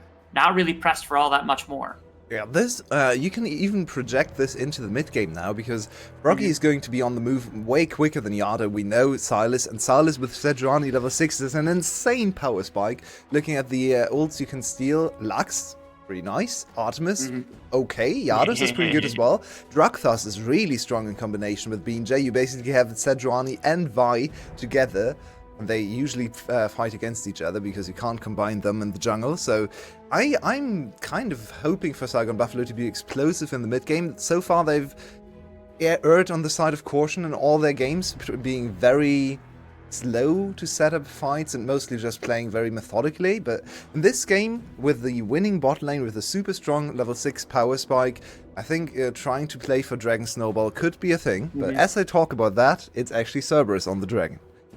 Okay, and BJ's here, could make a play towards bottom lane, and they find an immediate kill onto Caitlyn, it looked like. Yeah, that's going to be a play. They've traded back onto Taki, as that's going to be Ron P going down a second time. And it's going to prevent the Dragon as well, because the lane is pushing, so it would have been 2 against Drakthar on that Dragon, so it doesn't just being the 1-for-1, where it's Sejuani versus the Froggy. Caitlyn picking things up. And Froggy, I don't think was ever really concerned. He could have absconded over the wall and not really pressed about it. I will say, this Saigon looks way, way different than what we saw in game number 1. Like, every single player playing quite a bit differently. This was the play that came out. Okay, Taki. What, Chad? Yeah, okay, so what is your preferred verbiage for this situation? Because compared to game number 1, are they playing with more swagger or more je ne sais quoi? Like, you can pick the term that I'll put What here. in the world is that second term? I have no idea Je what ne that sais means. quoi? You never heard of that before? It sounds French to me, but it sounds cool, Hey, so let's go with that. Okay, they're playing with a certain je ne sais quoi that they didn't have in game number 1. So there's your word of day. I don't know its exact definition, but I know it means something to the type of Like playing chutzpah. with more activity. Yeah, chutzpah, or like the cut of their jib is pretty nice today, like something like that. What right? is happening Here's Froggy, here? Mid lane play. Yato is just autoing to death because he's actually a marksman, but Taki's here with a shield. Taki, Taki. get him, Taki. Yeah, I love okay, they Taki. defend the dragon as well. Okay, that was pretty good. Ending up getting a couple of situations. That was really risky because there were a lot of members around for Cerberus, and yet somehow they didn't find the kill on Froggy, didn't find the dragon contest, didn't find a play yet onto bottom lane. They could still try if Ron P gets this wraparound right now. There was a heist and a half, and now they can actually look at this mid-game power spike at this 4-dragon win condition, maybe. They stole this dragon away somehow. I need to see a replay of the bot lane situation, because how did Taki escape there? And where did Drakthar go? Why wasn't he close enough to the dragon? Really just walking away with the biggest steal of the century so far. What, Saigon Buffalo? Now in a decent position, but Froggy, he needs to be careful. He's walking the line. I like to see it. I think this team is best when they play riskily. But it's also concerning. But it's better to see them do a lot than do nothing, as in the last game, just slowly bleed out against the better team-fighting team. Yeah. So, it was actually really interesting. Drakthar had not taken a back until right now, which was a really delayed back timer. I think that was part of what cost them right there, whether or not it was him being stuck on the map. That's a really big ultimate coming through from Nar. They actually just chain CC and Pun goes down to ability more than anything else. Even if the Counter-Strike is up, you're not living that situation. I think at best you stun Hosbit under the tower, but it couldn't even get it off before the kind of chain CC came through. So it's just another big play for Saigon on the top side. could have flashed the ultimate there. I think he could have lived if he flashed his Hasmid's ultimate, but decided to not go for that. And now Drakthar wasting time trying to chase Hasmid. Hasmid, oh, hello? Okay, all right. And we're right back. He doesn't have level 6, so I assume it should be easy enough to actually get away. And this is the play. Yeah, Counter-Strike never came through. He got chain CC'd. Okay, so maybe he couldn't stun. The execution was great, yeah. But I think if he flashes it to the left side, he might be able to get away there, especially with Sejuani approaching from the right side. But we did not end up with Hasmid dying, I believe. So Drakthar wasting more time. Artemis. Oh, I see. I can appreciate Shogun kind of pulls a fast one on Artemis. He just dumps into the wave so that they can actually just walk away. Opens up potential for BJ. There's no camps, and there's the blue buff on this side. And Artemis and Rado P just jump off immediately, knowing that they're not going to have that much. Taki, do be careful. I don't want you to run into two people. Yeah, that was an interesting trade because again, if these two stand in the tower. How did Yato get there? Yato is in the dragon pit, waiting to go. Scoops BJ, doesn't hit anybody, can't get Drakthar close enough for the ultimate. What is going on? You'll win. What is happening in this game? I have no idea. We're back to VCS action. The last game was a little too boring for all the players involved, so they need to get in on the action. Only 4 kills so far, but some crazy plays. I have no idea what just happened. Why was Yado there? The Dragon is not there for 2 more minutes. Why is he randomly just camping in the Dragon? They're maybe leaning towards the bot side because there was this massive push-up. It was really weird. It's like they expected Saigon's bot lane to be pushing that hard without jungle support, and then they found out jungle was there, and they're like, oh, man, how did we not think of this? And then, like, the Yado's down, ready to go. Drakthar's heading down to the bottom of the map. That is another push into the wall from Hosbed, who is just not getting bullied in any capacity by Pun in this laning phase the way you would want him to. So it seems like Cerberus is throwing things at the wall. Nothing is really sticking the way that they want it to. I do appreciate that they're trying to make things happen to some extent. It's really easy to get super passive sometimes. Cerberus has had that problem in the past as well. Shogun, please. These two are giving me panic attacks. Both of them are just walking in around OP and Artemis and not getting punished for it. I think the biggest difference so far from Game 1 to Game 2 is how much better BJ has been playing and how much more effective he is on this champion, right? On the Lee Sin, he was jumping and dying instantly all the time, and here on the Sejuani, even if he gets found out by Yado there, scooped back, he's still on half HP because Sejuani...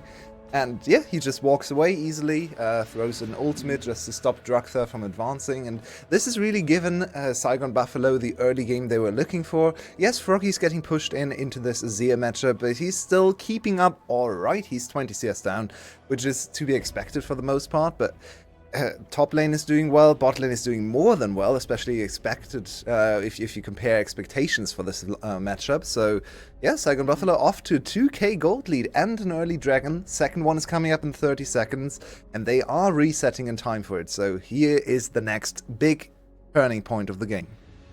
I'm also now very afraid for Artemis and Ron OP. I was going to wait and see whether that Counter-Strike ended up leading to anything if Pun wanted to make a really aggressive play. You've got Yumus and you've got Swifties on your Jhin now, so you can just kind of run at people if they're squishy enough, and as long as they don't have CC, you're just kind of going to gun them down because if you without it at the beginning of the game. Taki can put them on top of people. BJ's got CC to get them on top as well. Notably, Rod of Ages now done as well for Froggy, so these first item spikes starting to come through from Saigon Buffalo ahead of time. Yado is not close. Drakthar is not quite there either. Also not going for Radiant Virtue. It looks like he's building towards Sunderer, which is of interest with the Aftershock and everything else. So I don't know. I'm a little confused. Rift Herald coming through. That's going to be dropped on the bottom side. Going to get 2 turret plates. Maybe set up for Dragon as well. Yeah, because exactly. Artemis and Drakthar just kind of get stuck here. Assumably, no massive push from Froggy in the mid lane means that they might be kind of down a member at least for a hot second until something's happening in mid lane. There's plenty of things happening right now. We're just going to ignore what's happening mid lane for the second because why wouldn't we? And it's Cerberus kind of jumped off. They could have tried to shove back on bot side, but again, they know that the dragon is being contested, so they're just willing to dump and allow minions to jump in. There we go. Big play into Shogun. Can he get over the wall? No, he's just going to get CC'd to death right there. Props to them. Again, they dumped the massive wave on the bottom side. They know the dragon is the contest, and they're going to be looking for it. And now, again, with no mid lane, they can't move Froggy down. They don't really have the damage. They don't want to give it up. They don't want to surrender this dragon. Okay, Ron P, calm down. What was that flash? Okay.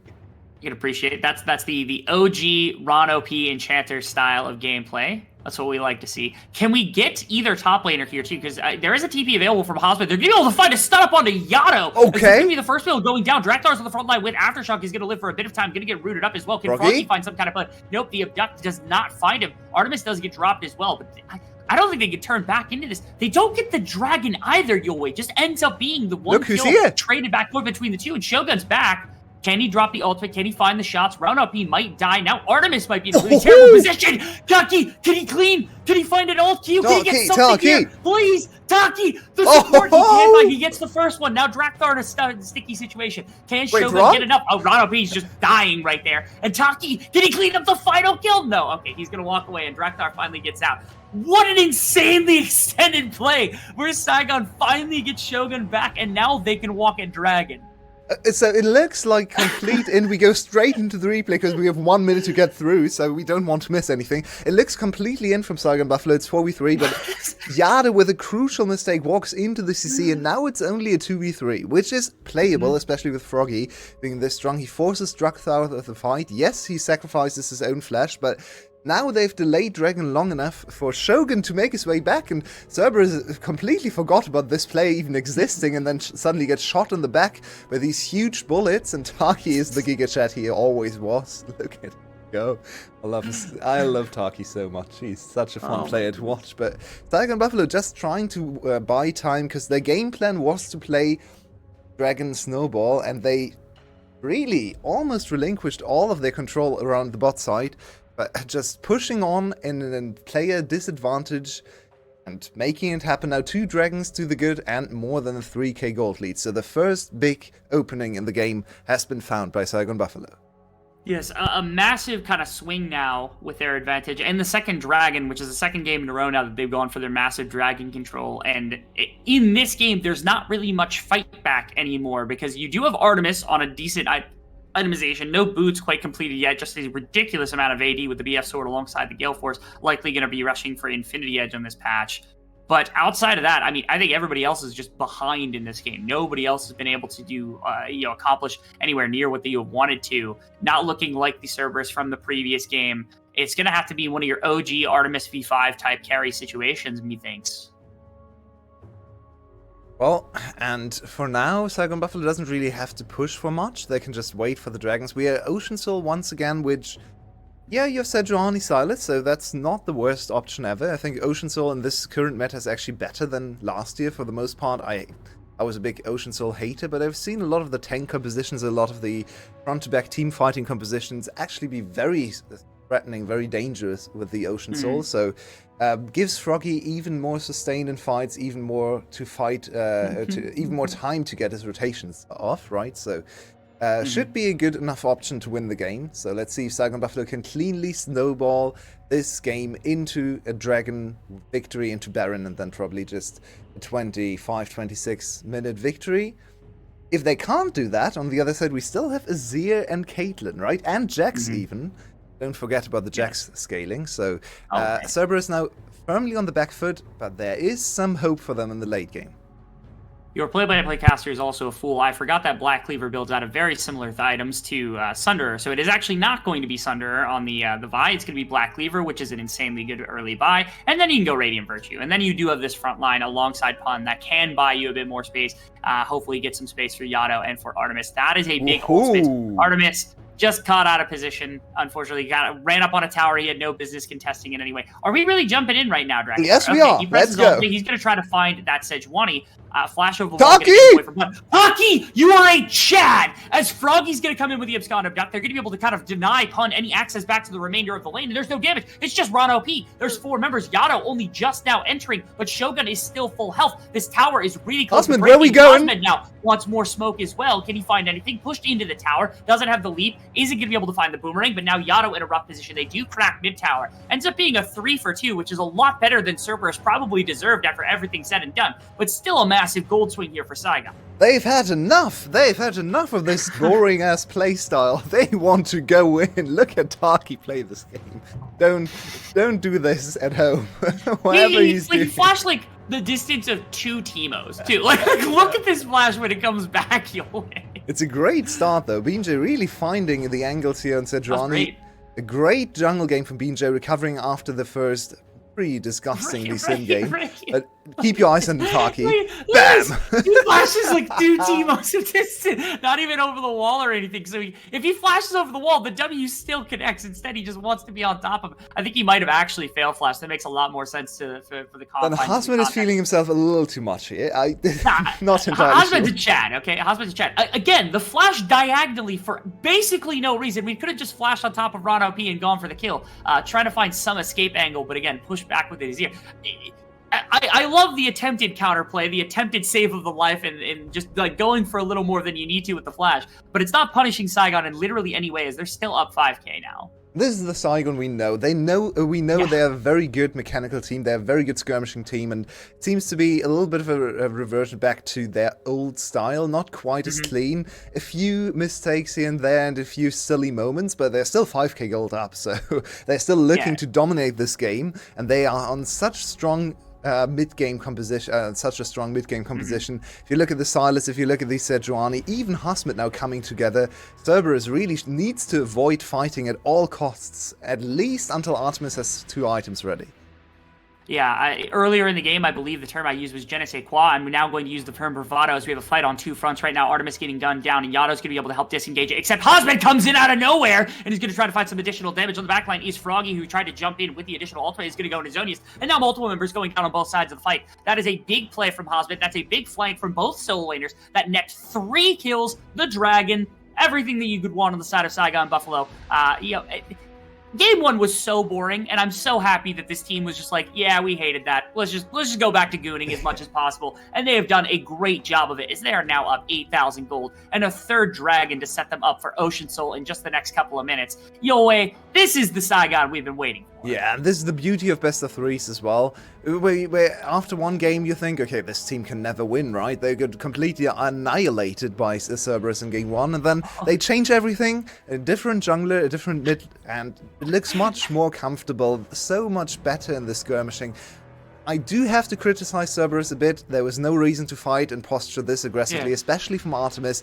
Way too far forward, gets caught by 2 successive Beam J ultimates. That should never happen, especially on something as mobile, as far ranged, and as far removed from the enemy jungler as a Caitlyn. So definitely some flame has to go towards Artemis, but now Cerberus in an almost insurmountable position.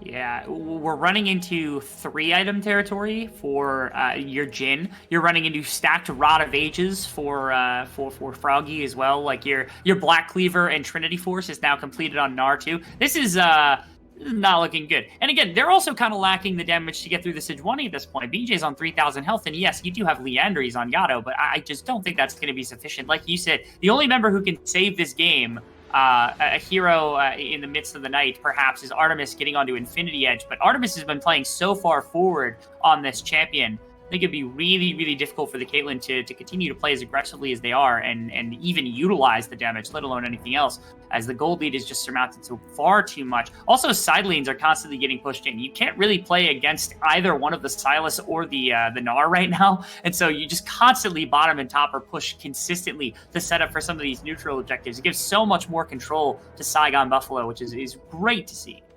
And another interesting factor is, in a lot of games where one team is super far ahead, there is a clear target on the back of one of the players, right? There's a super strong AD carrier or a super strong mid laner. That doesn't really exist here for Saigon Buffalo. If you use everything to kill the Jhin, who cares?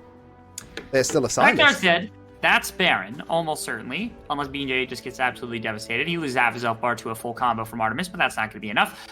That's probably Baron, to say the least. And Yato, if I were Yato, I wouldn't bother coming up here. I would just keep pushing, try to grab this tower, maybe try to push for even a second tower if possible. Pun is too far out to be able to grab anything.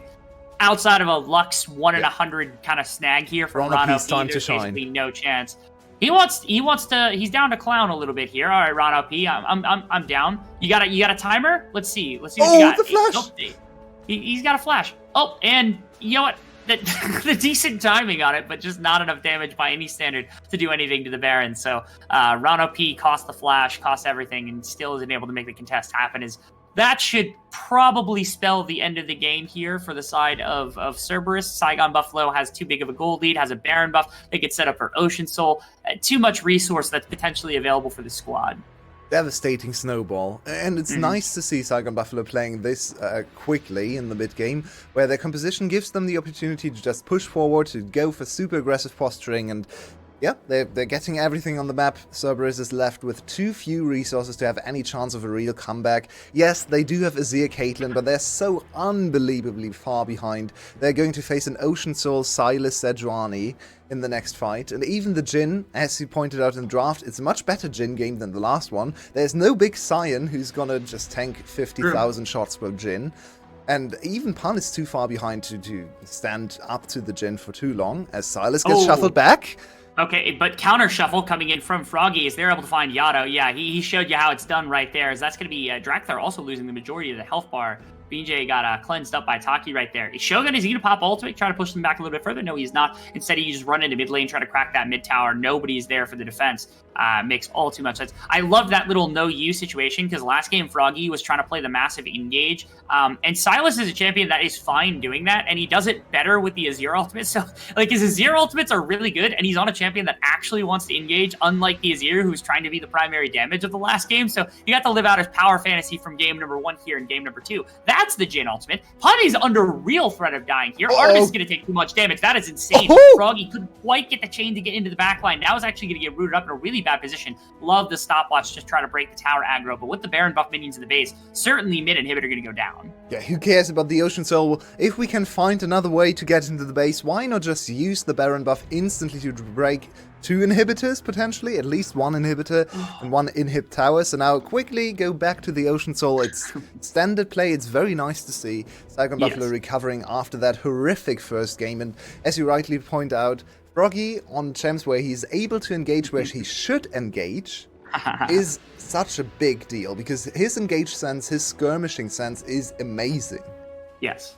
It was the one difference maker that he had before he was like a pretty good laner, before he was a much more standard type kind of player. His champion pool and his skirmish presence was way too much. Hosmed goes Megadar at the perfect opportunity. He finds a decent ultimate, does get Drakthar, who's going to ult through it. They're going to be able to trade probably Hosmed. Actually, he gets out the backside of the fight, and now Pun on the other side trying to find something. Push back is Shogun. How did Shogun get into a position where he is being pushed into the rest of the team? Where's Shogun going? As Pun goes down as well. Yeah, it looked like a flank from Shogun that just got punished really heavily by Yato, pushed him into the rest of the team. It is a 2-for-1 right now.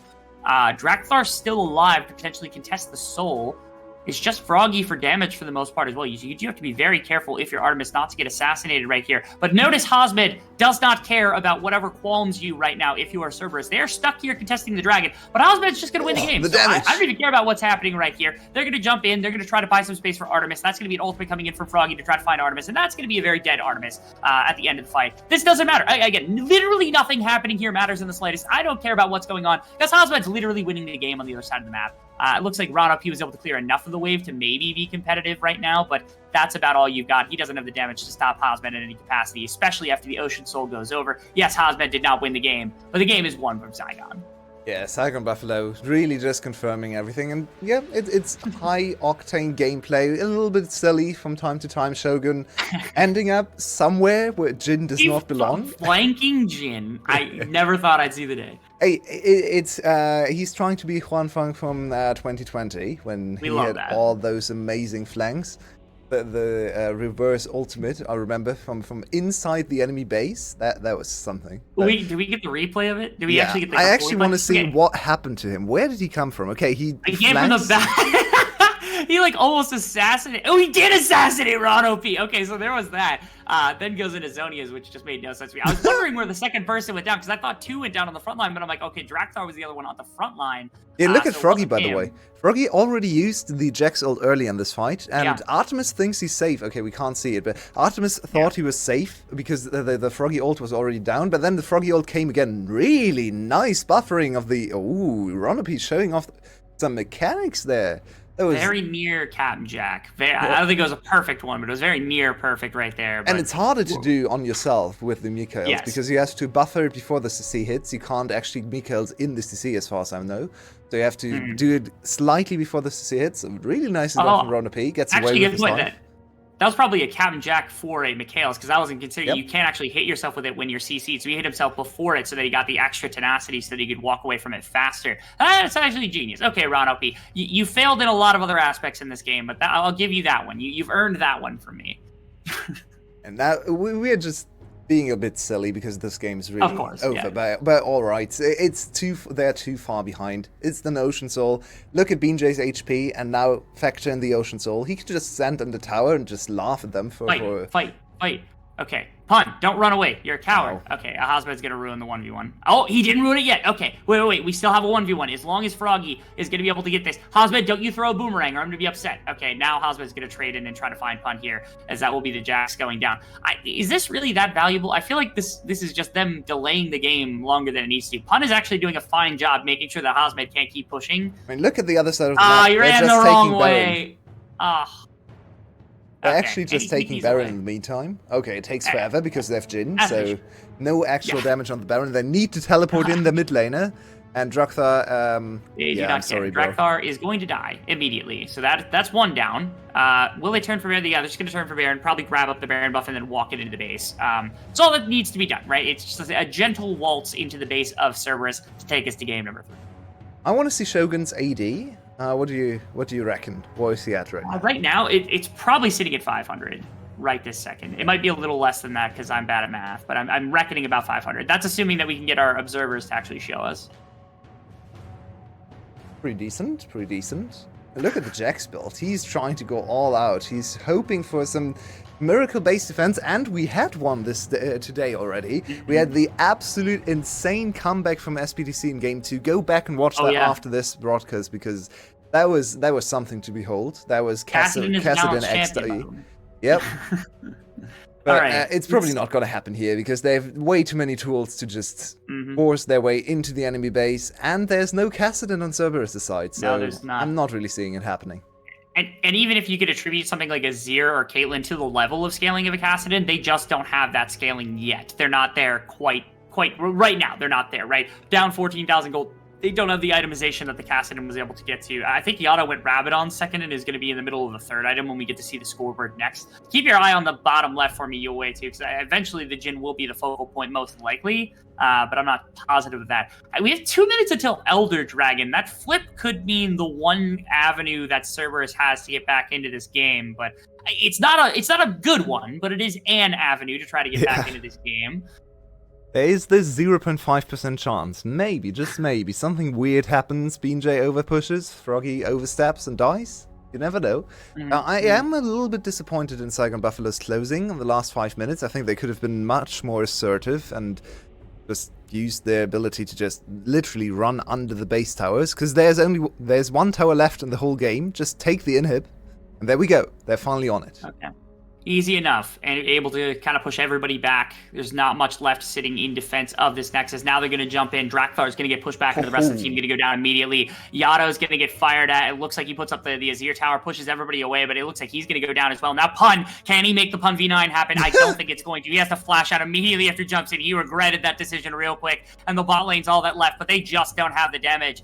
A much better game number 2 here from Saigon Buffalo. Takes us into game number 3 whenever we stop trolling here, everybody. All right, yes. All of you are very good at the game. Yes, thank you very much. The game finally wraps up. 31-minute victory here for Saigon Buffalo. There we go. They strike back. Much better performance, especially from BJ, and Saigon Buffalo equaled the series to 1-1. Cerberus, first series of the year, and so Saigon Buffalo's first real series, if we discount the pause and error stream series on Friday. So they really want to win this next game. It comes down to a deciding game, and it could actually mean quite a bit. In a month or two, we might come back to this very series when we see who of these two teams is making playoffs. So it is a super important game. You should definitely not go away from this last one. Yeah, back in real quick to get into our third game of the day and our last game of the week here for our first week of VCS. Exciting stuff.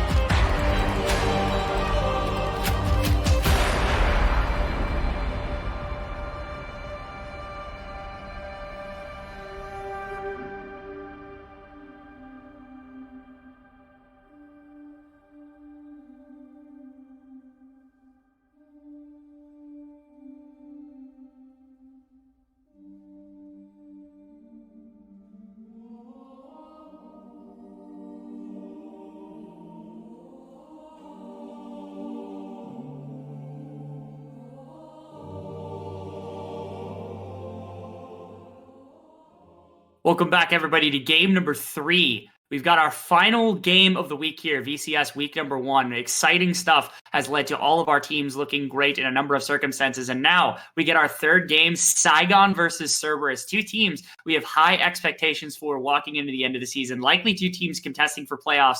And now trying to step off on the right foot for their split. Yowei, how are we feeling about this one?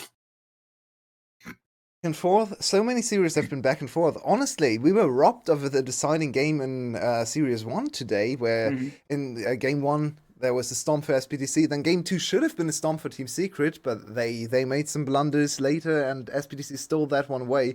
But many of our series actually have gone back and forth in the first 2 games, so Cerberus stomp Game 1, Saigon Buffalo stomp Game 2.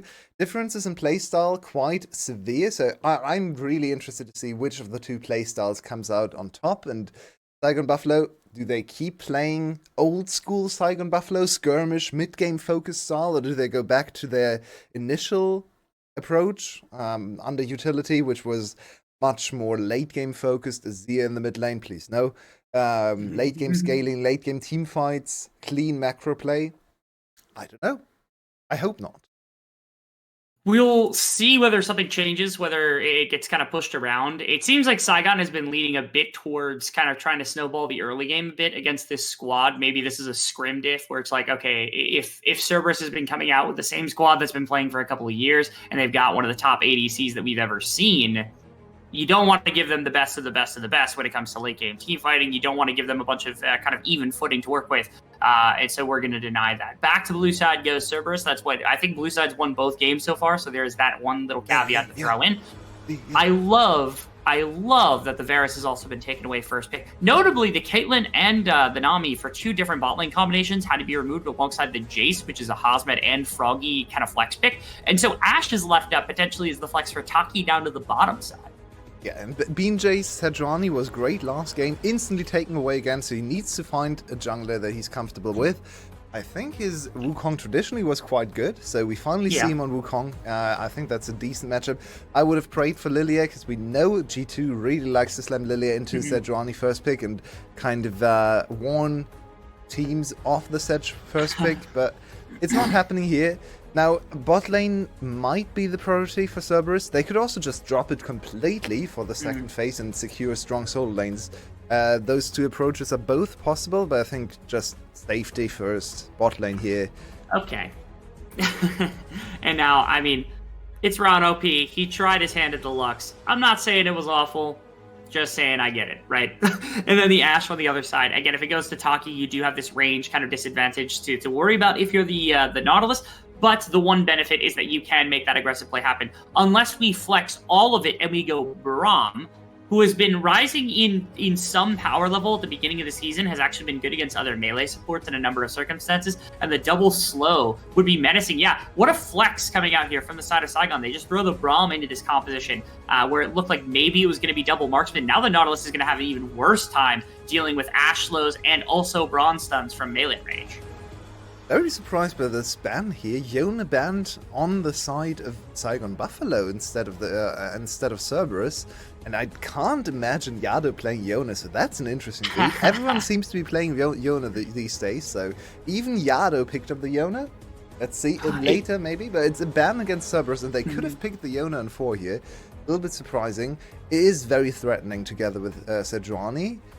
I think with a Yona mid lane, they could have even tried to go something like Ziggs in the bot lane for Artemis, which would be a waste of his talents as an ADC player, but it would fit their composition, which is very AD heavy right now if you go AD mid lane.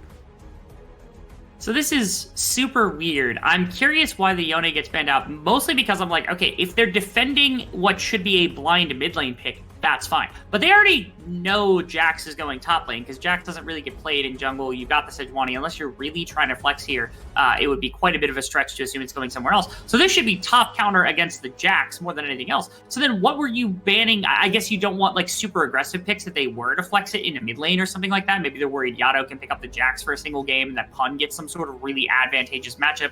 Or maybe they just hard swap Yado to top lane with Aurelia or Yone, and that's what they slam into the Gnar if they were really worried about it. But it does feel strange, maybe a little bit wasted from the side of Saigon Buffalo. But we're not scrimming. We don't have that insight. We're not worried about it. They've got what they want. It's one of the things I really like about watching drafts between teams that know each other so well. Ooh. You get a glimpse into their scrim meta, and it certainly seems to be quite different than the stage meta, because where's Azir? Why is it not banned? Instead, we get, Tristana, Annie, the double Yordle combo. Would be an interesting one. I don't think that might be the mid lane Annie. Okay. No, come on. Go back. I wanted to talk about the counter pick. We could have brought up the whole thing we were talking about in the middle of the... All right, now we're just going to have something else. All right, Froggy, you have pure counter pick here. You've got a team that needs a decent chunk of damage and definitely magic damage. You can pump anything into this, and I'm okay with it. I personally would like to see Vel'Koz, because I know that's like the OG counter Siege Mage into Azir or something like that, actually solid into a number of these different members that are not going to have space. Kassadin would be so exciting, and it's locked. Kassadin is so hard to play, though. There's so much CC in the enemy team. That is not an easy Kassadin angle. That is not one of those Kassadins that can just run over everything. Because YesB is so mindful of all the different CCs, and we have Nautilus and Sejuani, two of the most ridiculously stacked CC champs in the game. So that is not an easy Kassadin to play. I do believe in Froggy's ability to play these kind of champions. But it does also rob BeanJ of strong early game synergy. I do like the stronger mid jungle for Froggy BeanJ a little bit better. I think whenever there goes towards scaling, towards late game, there's something missing from this BeanJ Froggy combination. Let's see how they do in this game. A little more agency for BeanJ individually, maybe, on the Wukong, but Froggy needs to sit back, needs to scale, needs to wait for the rest of his team. That's why I wanted to see something a little bit more, just because I was hoping for better damage. I was hoping for somebody that could kind of pick away at Sejuani and Nautilus and all these champions before they were waiting to come in, or somebody that could sit behind and really punish the engagement coming out from this kind of Cerberus squad. Because if you're able to punish them on the way in, if you're able to kind of dissuade them to any capacity of just going for pure engages, then you could prevent Artemis from doing anything crazy. You can prevent Artemis from walking forward inside of fights, but that's not going to be the case. Instead, you got the Kassadin for the potential dive. So you do have to respect the Kassadin being able to one-shot your Azir, being able to one-shot your Marksman, your Tristana, but... that's it. That's all you got really for the Kassadin. I don't think it was the perfect Kassadin slot. That's all I'll say, but I'm okay. I think I'm excited to see what Froggy does with the champion. Yeah, for sure. I'm still excited to watch and cast Kassadin games, because I haven't done that. He's one of my favorite AP champs in the game. I don't play him often, Kassadin, but I do like to see and play the Kassadin. We are onto the Rift, and here we go. Last game of the week. Which of these two teams starts with a win? It's a super important one. But I want to focus on Artemis, because we haven't actually talked about his Tristana so far. It's not the mid lane Tristana, which we see much more often. It's the bot lane Tristana. And bot lane Tristana means terror, means all in, means we want to punish the Ashe. Okay. Okay, it was just a little bit angle from Taki. I'm like, there's no ward there. How did he just get that auto? No, it was something else completely. So, slow him down. No ward here. Okay, they actually get it, and they're going to get a hook onto Taki. It's just going to be traded back with Hail of Blades Astro. Okay, we're in really weird territory right now. Okay, that's a stun potentially thrown onto auto. They're not going to grab it because they don't want that auto coming through. Taki just has to flash. I'm lost. I think that was... And a flash from Froggy? Guys, what are we doing? I don't think either of those flashes were necessary, honestly. You still had BeanJ in the back hand there as well, being able to intercept. That was very jumpy from the side of Saigon Buffalo, just super scared of giving up an early advantage over to Cerberus. But why are you posturing so aggressively then? Very disjointed early game.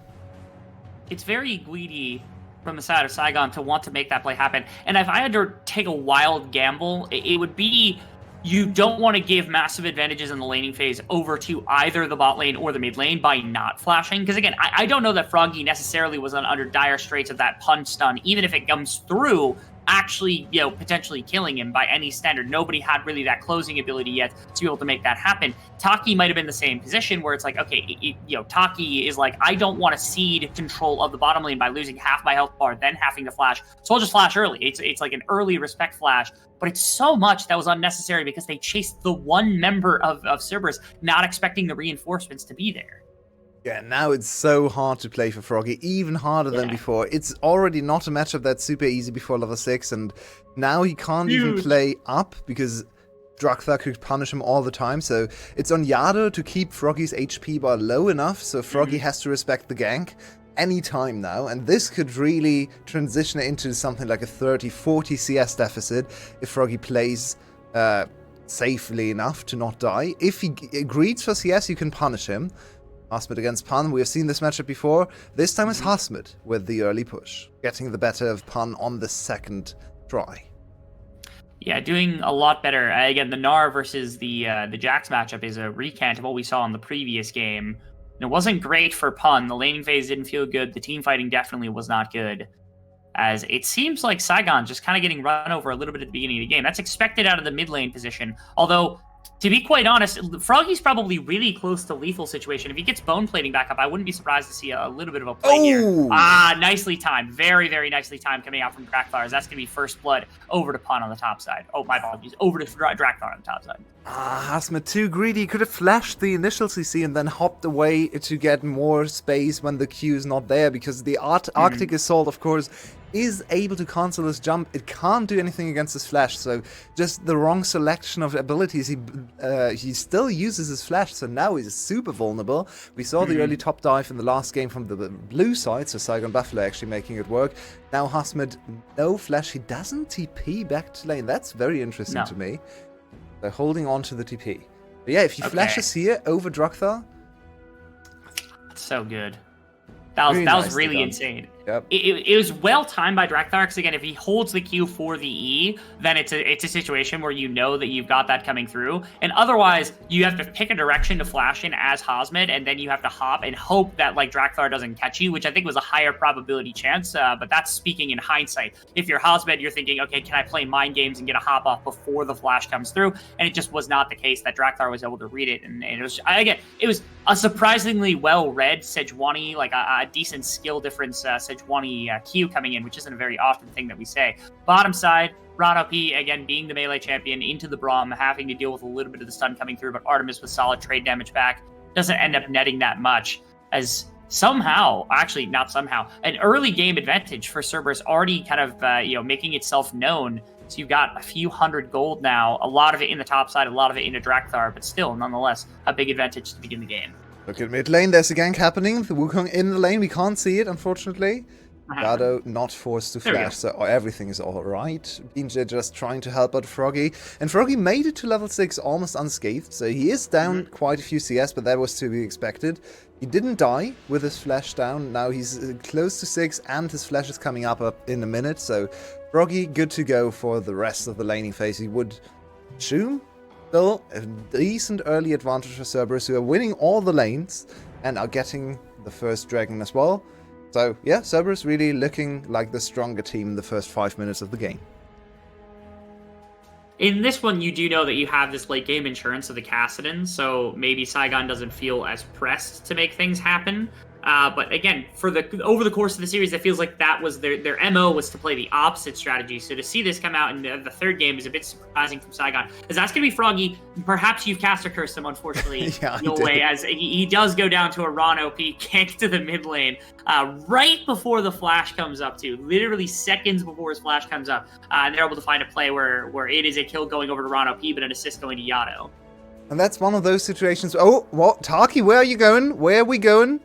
Exhaust dropped onto Ron OP to make sure that the Nautilus damage is going to be negated a little bit. And I think that's fair, just because you're ensuring that none of that from the front end is going to come down. We had a fight in the top lane. This was Froggy. How respectfully can you play? Like, legitimately, that's just as max range as he can be away from Yado. Yado's still able to get a max range slide, able to push him into the Nautilus. I don't even know that I want to knock Froggy on that one, because he was so far back.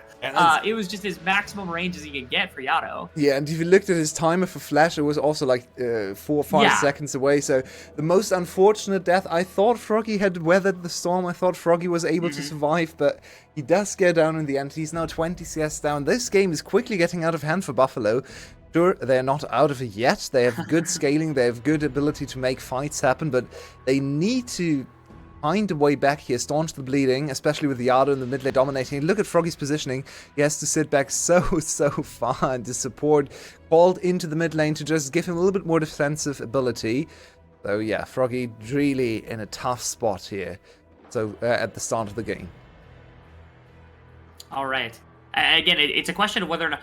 What am I looking at right now? Hold on a second. Just take a little peep down at Shogun's build to start this what game. is going on Why there? are we building support Ashe at ADC? I am baffled. I know on hits are fun, guys. I know Hydra tier on ARAMs with Imperial Mandate feels really good, okay? But this is not that. Please, Shogun. Honestly, please spare me. Honestly, if I look at the rest of the composition, I don't hate it too much. Especially if you go something like Black Cleaver, then BJ becomes the main AD damage. BJ and Hosmed gets threatening. Yeah, I actually don't hate it too much. It's a weird one. We're gonna see how it works out, but it does give them perma push in bot lane. Makes it really annoying to play against. Will give them a little bit of Dragon Prio as well, and I do feel like he will add quite a bit of utility and damage later on through... Oh, hello. Sailing past. I am only worried that they've got a Jax and a Sejuani that can get relatively beefy without many ways through. Like, unless Froggy really gets going, they don't have very, very easy ways to kill a lot of the frontliners. So you're going to have to focus one by one. It's going to be a lot harder to try to manage exactly what I think Saigon wants to do. And so without this damage backbone of the marksman, the same way that you would normally have it with like consistent AD damage coming out, again, it's a different build and it does different things. And I agree with you that if it's Black Cleaver, or even if it's like Black Cleaver coming out for BJ or Hosmed shredding armor, and then you get these crazy on-hit effects from Shogun, you can do some damage. But again, it's not the same damage backbone as the Tristana is going to provide, which is why, again, Froggy becomes all the more important to this composition. Yeah, maybe it's actually one of those situations where it's plan against execution, because if you look at your composition and you think Froggy can really be the main damage dealer, maybe that's the best build possible, but now Froggy's quite far behind, so maybe he should have adapted his build. Instead, he sticks with his initial plan and now sitting on a very awkward item power spike right now. That is Shogun. Okay. Now, what if it's from here, Kraken, Rage Blade? That's interesting. Okay, thrown back, stunned. BJ still maybe waiting for... Oh, the Ashe arrow forces Pun to basically flash in place. Now, Drakthar is going to wrap around on Hosmed. They actually don't expect BJ to be here. Whoa, Drakthar! No. He got the flash from Hosmed, so you do get that. And didn't spend his own for that, so there is that to discuss. Although, it is the funniest thing in the world that BJ has been here since minute 1 and did absolutely nothing that entire play. Instead, just kind of sat and watched as an audience for the topside play to develop. He was spotted quite early on into the play, but he didn't know that, so he just looked for his opportunity. Yeah. Hosmed did everything in his power to give him the opportunity, but BJ not able to convert it into a kill. Now, both flashes down for the top laners can make this quite volatile. We haven't really seen that many solo bolo attempts from the top laners here. We're not looking at Enper and Hero. This is Pan and Hosmed. Quite seasoned in this league. They don't really want to make anything too volatile. They know their teams can carry them later, so both of these top laners can tend to just scale up, farm up in the minion waves, and don't risk it all. I don't know if you know this, as a quick little kind of tidbit to everybody out there. When it was SNGA, is that the acronym I think they were going to go by when they were being acquired CNJ, by CNJ, my apologies. Yeah, when they were CNJ, they actually signed 2 new players that were rookies, one of which was a jungler, one of which was a top laner, and I was really curious how that was going to manage. That's a decent flash coming in and a great CC chain down onto Yado. As that also goes to Froggy. That's a big acquisition. Big. That we love. We love to see that here on the VCS English stream, being able to provide gold to the right player. Now, with Ashe coming back to lane at this moment, maybe they could look at Dragon. I don't think they have enough yet. They burnt a lot right there on the 1 kill. So instead, it might just be a little bit of a dissuade to the side of Cerberus to go for Dragon. Okay, here we see how it all started. It's such a cool skin too. I love Ashe skins in general. They're one of the best champions in terms of skin design. Okay. And Froggy just gets a complete freebie. Should propel him closer to his already delayed first item, which of course is important in terms of timing, because Rod of Ages, the earlier you get it, the better. We did see the Kassadin hit level 16 from behind in the first series at around 23 minutes. So he should be on pace for that. He doesn't have the rower yet, though, so that's quite late. That's a 13-minute rower. That is not the greatest start for Froggy, but at least a little bit of gold and a little bit of experience into his pockets with that free kill. All right. Also, I'm not the greatest expert in League of Legends in the entire world, but if you'll allow me just a short tidbit on something that went wrong there. The Ashe arrow came from so far away, that was almost certainly a 3-second stun. You also have Taki there waiting in the wings for another stun for a couple of seconds. I don't think you needed Cyclone. And if BJ holds Cyclone, you can maybe contest Dragon. You can look at least, at minimum, your top laners are not joining that fight. You just got like an advantageous fight with Cyclone on the bottom side of the map. You win that Dragon. Like, you absolutely win that Dragon. So I'm a little peeved that actually ended up getting burnt because while, yes, Froggy did again? No way he gets another one. Okay, Froggy doesn't have the damage, though. He has to wait. Again, it's such a long distance. He's no damage. Feels so bad. He was stunned for 3 seconds and Froggy did like 200 damage to him. Yeah, Froggy not level 11 is quite crucial there because the ability haste or the cooldown of the ultimate from level 10 to level 11 goes down quite significantly. Could have potentially chased down Yada, but yet another really good arrow from Shogun. So we see his main purpose here is to set up Froggy. That's what he's building for. I still am looking at his build and am a bit weirded out here. We have first item Hydra. We've gone back 3 months back to the initial ADC builds in preseason when we saw everyone build this Hydra. So sure, Shogun, show us if it's still good. I haven't seen this particular Ashe build in a while, but to be honest, I haven't actually seen Ashe ADC all that much. Ever since Heimerdinger nerfs, we haven't really seen that much Ashe ADC. She's pretty firmly a support champion now, so let's see. Maybe Shogun knows something I don't. Yeah. So the craziest thing I've ever seen with this is there was actually, I can't remember exactly what champion they paired with it. Basically, it was Ashe who was farming, but you still built Hydra, Manamune, and you built Imperial Mandate. And the purpose was that if you're playing the secondary role, you can actually blitz gold so much faster to get onto a first item power spike. And Ashe doesn't particularly spike on any of those items. Imperial Mandate's usually pretty good. So the idea is that you like eventually swap who's farming. So it started with Ashe farming so that you can get onto your first couple of items pretty decently, and then you end up like giving more gold to the person who's at the support position. Now, in this game, it's a Braum, so it makes no sense. But in that game, I seem to remember being a Caitlyn or something along those lines, where it makes a lot more sense to try to dump early gold into that member and then try to snowball from there, where the Ashe has the more consistent build for like the additional supporting than anything else. But the support item was on the other member. So it was a really weird game, and I don't remember. I don't think it made any difference to the outcome of the game. Like, they could have played double marksman bot or double like assassin bot lane and probably still won. But that is the only reference I have to a build like this from an Ashe in the preseason. So okay, we have a little bit of a clash in the top lane. Shouldn't amount to much, I think, because BJ, he does have the stun on him. BJ needs to be careful. Okay, he's going to get double stunned up. Actually, Artemis is able to pick up a very, very large kill. Now Hosmed is on the ropes. Is going to be able to get away from that W, so that Flay is not going to accomplish all that much. And slowly over the last few minutes, out of nowhere, Artemis picked up bot tower. It is probably going to pick up most of the plates, if not all of top tower. I think the plates are gone. My apologies, so I misspoke. But it might pick up top tower as a result as well with the coverage of Sejuani. Oh! Okay, Hosmed. Is he going to be able to do anything? No. Okay, and then Drakthar will just walk him away. Literally, an auto attack's worth of damage might have made the difference between the death of Artemis and not. Everyone is a bit dizzy here in top lane. What is happening? I have no idea. Going on right now? Hosmed is still chasing. Okay. The last second. Oh, he wanted the hyper proc. He actually almost found Ron OP. Hosmed's just like 1v3 right now. Oh, Froggy. Here we go. Can he find something? Drakthar is going to be able to slow him down at least a little bit. Oh, Froggy.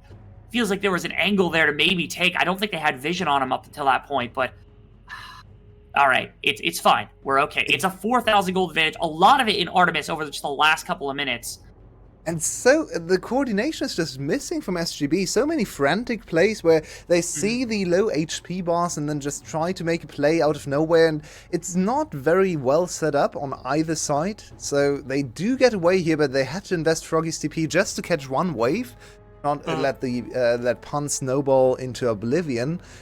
Saigon Buffalo really looking a little rattled and out of sync in this game. They are quite far behind, but we do know there's Froggy on the level 11, scaling up Kassadin, so it's not all over. Artemis is quite a big boy in this game, though. Yeah, Artemis is massive in this game, and that is precisely what you want to see if you're Cerberus.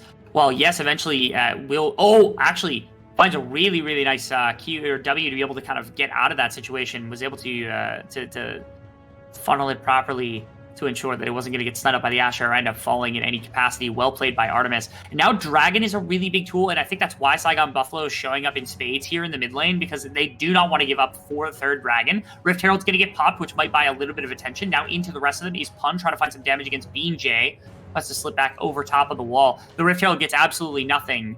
Again, Saigon is just too weak right now, it feels like, to actually leverage this into anything. All they need is 1 or 2 auto attacks against the mid tower, and that's going to fall down.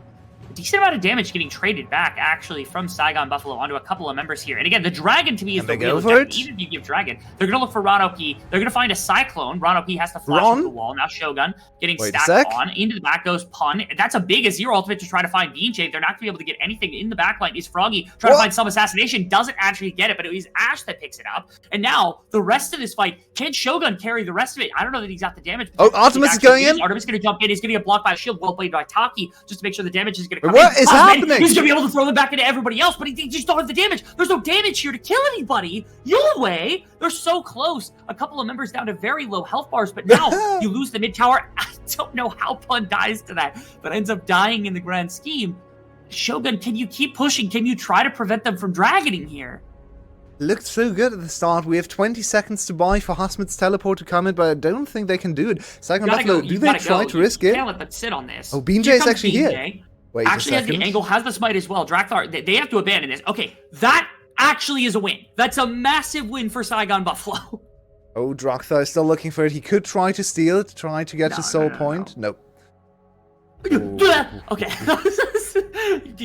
I thought he queued over the wall, and I'm like, you have to be kidding me. Do not do this to me. I really like the start of the fight. They pick up Ronopi. Ronopi's out of the fight, but then they commit a little too hard. Froggy goes for the kill on Ronopi. I don't think that's necessary. He throws away his life. I think if he tries to disengage and goes towards his team again, they can start anew. And Ronopi, it doesn't really matter if he dies or not, because he's out of the fight anyway. He is blown his load. He can't really do anything anymore, so Froggy a little too horny for the kill, I feel like, and in the end, they just give up. One after the other dies. Pun gives a nice little... Pun die here. Oh, the turret shot! Oh, it hit him? The turret died! Yeah, the turret died. Seconds of that shot hitting. Oh my goodness. A split second too late for the turret shot to get... to disappear, or whatever the interaction is there. Yeah. Oh, another Ash arrow. It's aimed. Ooh, Yado needs to be so careful. Almost goes down right there. Is not going to fall. Okay, for a second there, Shogun is actually close to the top of the table when it comes to gold on the scene. And I will admit, while it isn't the crit build of Ash, it isn't like any sort of on-hit build either that like previously has done damage. Actually is throwing some decent damage out. Like the Rabida, or my apologies, the Ravenous Hydra was doing a decent amount of damage. Again, if you get just a little bit more behind this, it does feel like the volleys and autos are doing sufficient amount for Shogun to maybe carry a bit of this mid game. Taki getting shoved back into everyone. They don't even find the kill. He's alive coming out here. And now BJ has to kind of get out of dodge. He's the one in quite a bit of dire straits. Froggy getting jumped out by Artemis. Great arrow to get them away. BJ still under some real pressure, but they're going to be able to kite backwards effectively. So Sherber shoves Saigon Buffalo out, but they'll actually get any kills. Now the Baron is under legitimate threat from this team. They're almost forced to start the Baron here, otherwise they would just lose on the other side of the map. Hasmid does have Mega Gnar and TP, but he's on a timer here. His Mega Gnar is timing out. Hasmid might just arrive as mini. Uh-oh. Okay, big fight potential coming through here. That's going to be Shogun on the bottom side, and that's on the top side. You've got BJ, and you've got Taki trying to stall Pun and try to stall everybody else. 2 members down already in this fight. I don't think you have anything else. Now Artemis is just going to be able to auto down Shogun. Artemis. Every effect. I'm lost. They split so heavily right there. They don't have the damage to not single down individual targets. They're going after tanks with multiple members. Feels like a fight scattered to the wind here from Saigon Buffalo. And over again, we see how hard it is to fight with Kassadin into this team composition. Where can you even go? Every time he tries to look for a flank and tries to go for a different angle, there's so much CC waiting for him. All these bounces. Ronopi, Drakthar, Pun, everyone is ready with the Sun, even the Azir to displace him closer to his team. It's so unbelievably hard for Froggy to play this game, and this might just be the nail in the coffin. Now 8k gold ahead is Cerberus, picking up the first Baron of the game. It would not be the most ridiculous turnaround in the entire world. Okay, all right. Froggy, You have a teleport ability to go over the wall. Why are you walking past a front? I am so lost as to what that was. Okay, and then Shogun just gets autoed to death by Artemis. Like, there is nothing else to say there. Artemis has the range. Artemis is a beast. He has more than enough gold. Artemis is hard carrying right now. I'm baffled still. This is such a confusing game for me. We're still just waiting for the massive power spike here for Froggy. That is the only thing that we can bank on right now for Saigon Buffalo. Because Cerberus, otherwise, they're running the table everywhere. The Sejuani is huge. There's nobody to kill the Sejuani. Artemis is absolutely massive, is the #1 team fighter here for this team. I do not know how it is that Saigon wins this game. Even if Kassadin gets to the right place, it still feels like Artemis has the damage to potentially bring it back and never get assassinated by Froggy. Yeah, and if you were here for the huge comeback for DR1's Kassadin, he had a much easier game to play in the late game, even though they were 13, 14k gold behind. Once the Kassadin got going, he could just run over them and no one could stop him. That is never going to be the case here, but Kassadin has to be so respectful of all the different CCs, so I can't really see it happening, but maybe, just maybe, Saigon Buffalo finds the miracle angle. BJ under a lot of pressure here.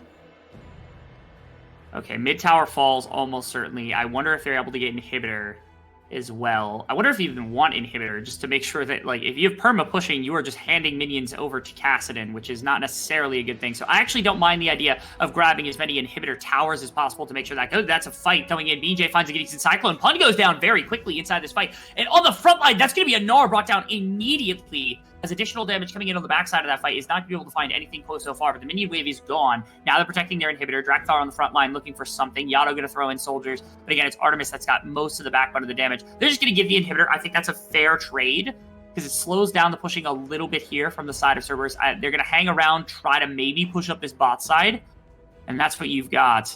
But at least they hold for a second. As Cerberus, they're going to crack bottom inhibitor tower. Never mind. They still want this tower, and Froggy is not strong enough to really defend anything. You should probably just go back to base, Froggy. You're not helping with 1k gold. No. Okay. He is level 15, one more level, and the inhibitor lines are broken, so there's going to be an abundance of minions streaming into the base. So if anything can help them, it's those minions bringing Froggy to level 15, maybe even BJ closer to 16 and so on. Maybe if Cerberus oversteps and gives them 5, 6, maybe 10 minutes time, there's that slight chance of the Kassadin pop-off, but right now it looks very remote, that possibility from ever happening. The timer has been put on both squads here because, okay, so Kassadin is about to finish Seraphs. You've already got Rod of Ages stacked. If you get Zonias, I think it slows down your build a little bit for Froggy, so you got the stopwatch, but you do have to play a little respectfully. Shogun is about to be done with Monomune and has Imperial Mandate, so there's a bit of damage that's going to be there. BJ is probably going to have Black Cleaver done in the next couple of minutes. There are some decent, really legitimate spikes coming in from the side of Saigon Buffalo. But again, your main problem is you're down so much gold, and now you're put on a timer. 5 minutes until Dragon Soul. You got 2 minutes until Baron buff. You've all of this additional kind of pressure that's mounting on you to scale much faster than you are right now, and you have no time to do it. Can they, Yue? Can they do it? I don't believe it, because take a look at the other side of the item bar, because there's an Artemis. Don't even look at Artemis. I don't want to see Artemis' items. If you're Saigon Buffalo, you do not want to press that tab button, because he already killed Shogun in 5 or 6 auto attacks last fight, and those came out quickly. Now he has an IE to back it up, so Artemis is the big carry, and it's so refreshing to see him back in the position to carry this team. Oh, yeah.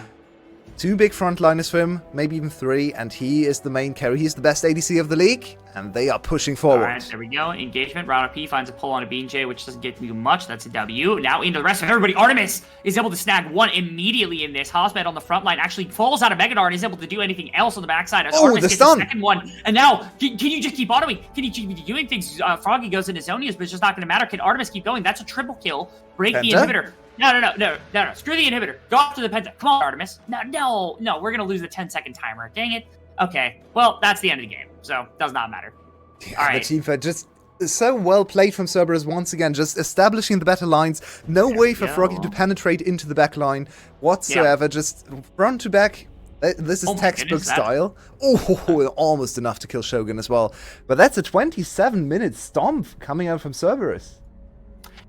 There are a number of things that went wrong for Saigon, but I don't even want to talk about that because I I don't care. I think Cerberus played really well today. 2 different games where they're able to do quite a bit. I don't know where my camera went in the slightest. So I'm just gone right now. Sorry, folks, for that. I don't want to be seen crying over my team Saigon Buffalo losing, but I am very, very happy with what I saw from Cerberus. I think their team fighting was a lot more prompt. I think Artemis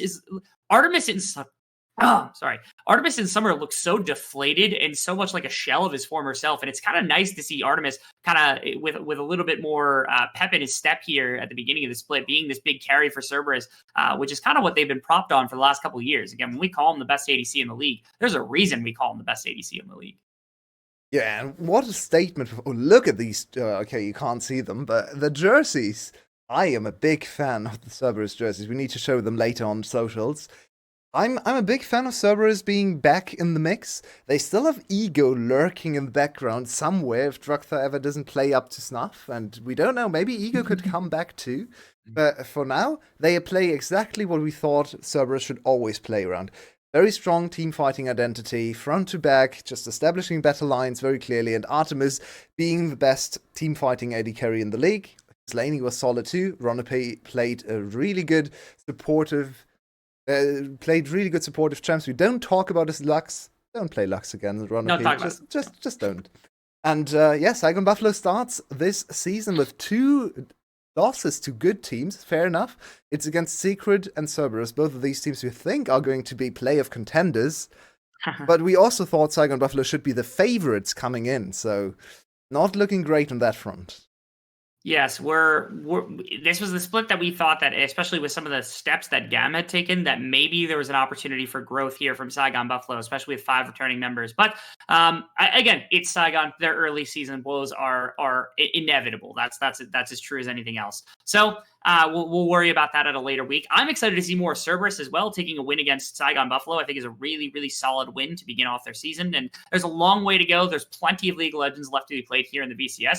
We've gotten a very, very solid image of a lot of our teams, a lot of our kind of new structures and things. Don't have a ton of new players this split, so it's just returning, preparing for that MSI venture that we know that they're going to make. Yeah, and what a split it's setting out to be. We even saw the 2 worst teams this week, Flash and Box Esports, both of which we didn't really have any expectations for, look quite good, especially in the early game. And for Box, you would think that a team like Box would be decent in lane and not so great later. That's exactly how they looked, but still, that's going to be a test for every team. They can't fall too far behind. Saigon Buffalo with a disappointing first week. GAM looking shaky against a team like Flash. Kiaya getting solo killed by Yoshino over and over. SPTC springing back to life earlier today, so such a competitive season is ahead of us. That it is. And that's assuming that we don't get any sort of like massive roster swaps. Not to, like, for example, our first week for Team Flash, I'm not going to put all of the onus onto Fukwon and put him in Sora, but I'm just saying Iki guys on the roster. You know, I love Iki guys. So a little bit of substitution here and there could mean quite a bit of difference for a number of these teams as we continue down the path. And like you said, I really legitimately think that there are 6 teams potentially in competition for these playoff spots right now. That's assuming that Flash and Box and I guess even Saigon at this point are going to remain competitive as the season goes on. We'll see how that kind of develops because we have plenty of League of Legends left to go. It's been a fun first week of VCS already. It's been a while since I've been back, so it was nice to kind of come back and do more casting here for the VCS. So looking forward to next week. We start on Thursday. Thursday is also a banger because I think we have 3 games that day because this week we had a reschedule of Team Wales versus SBTCE, and that starts 2 hours earlier than the other series, which means we start at 3 a.m. where I'm from.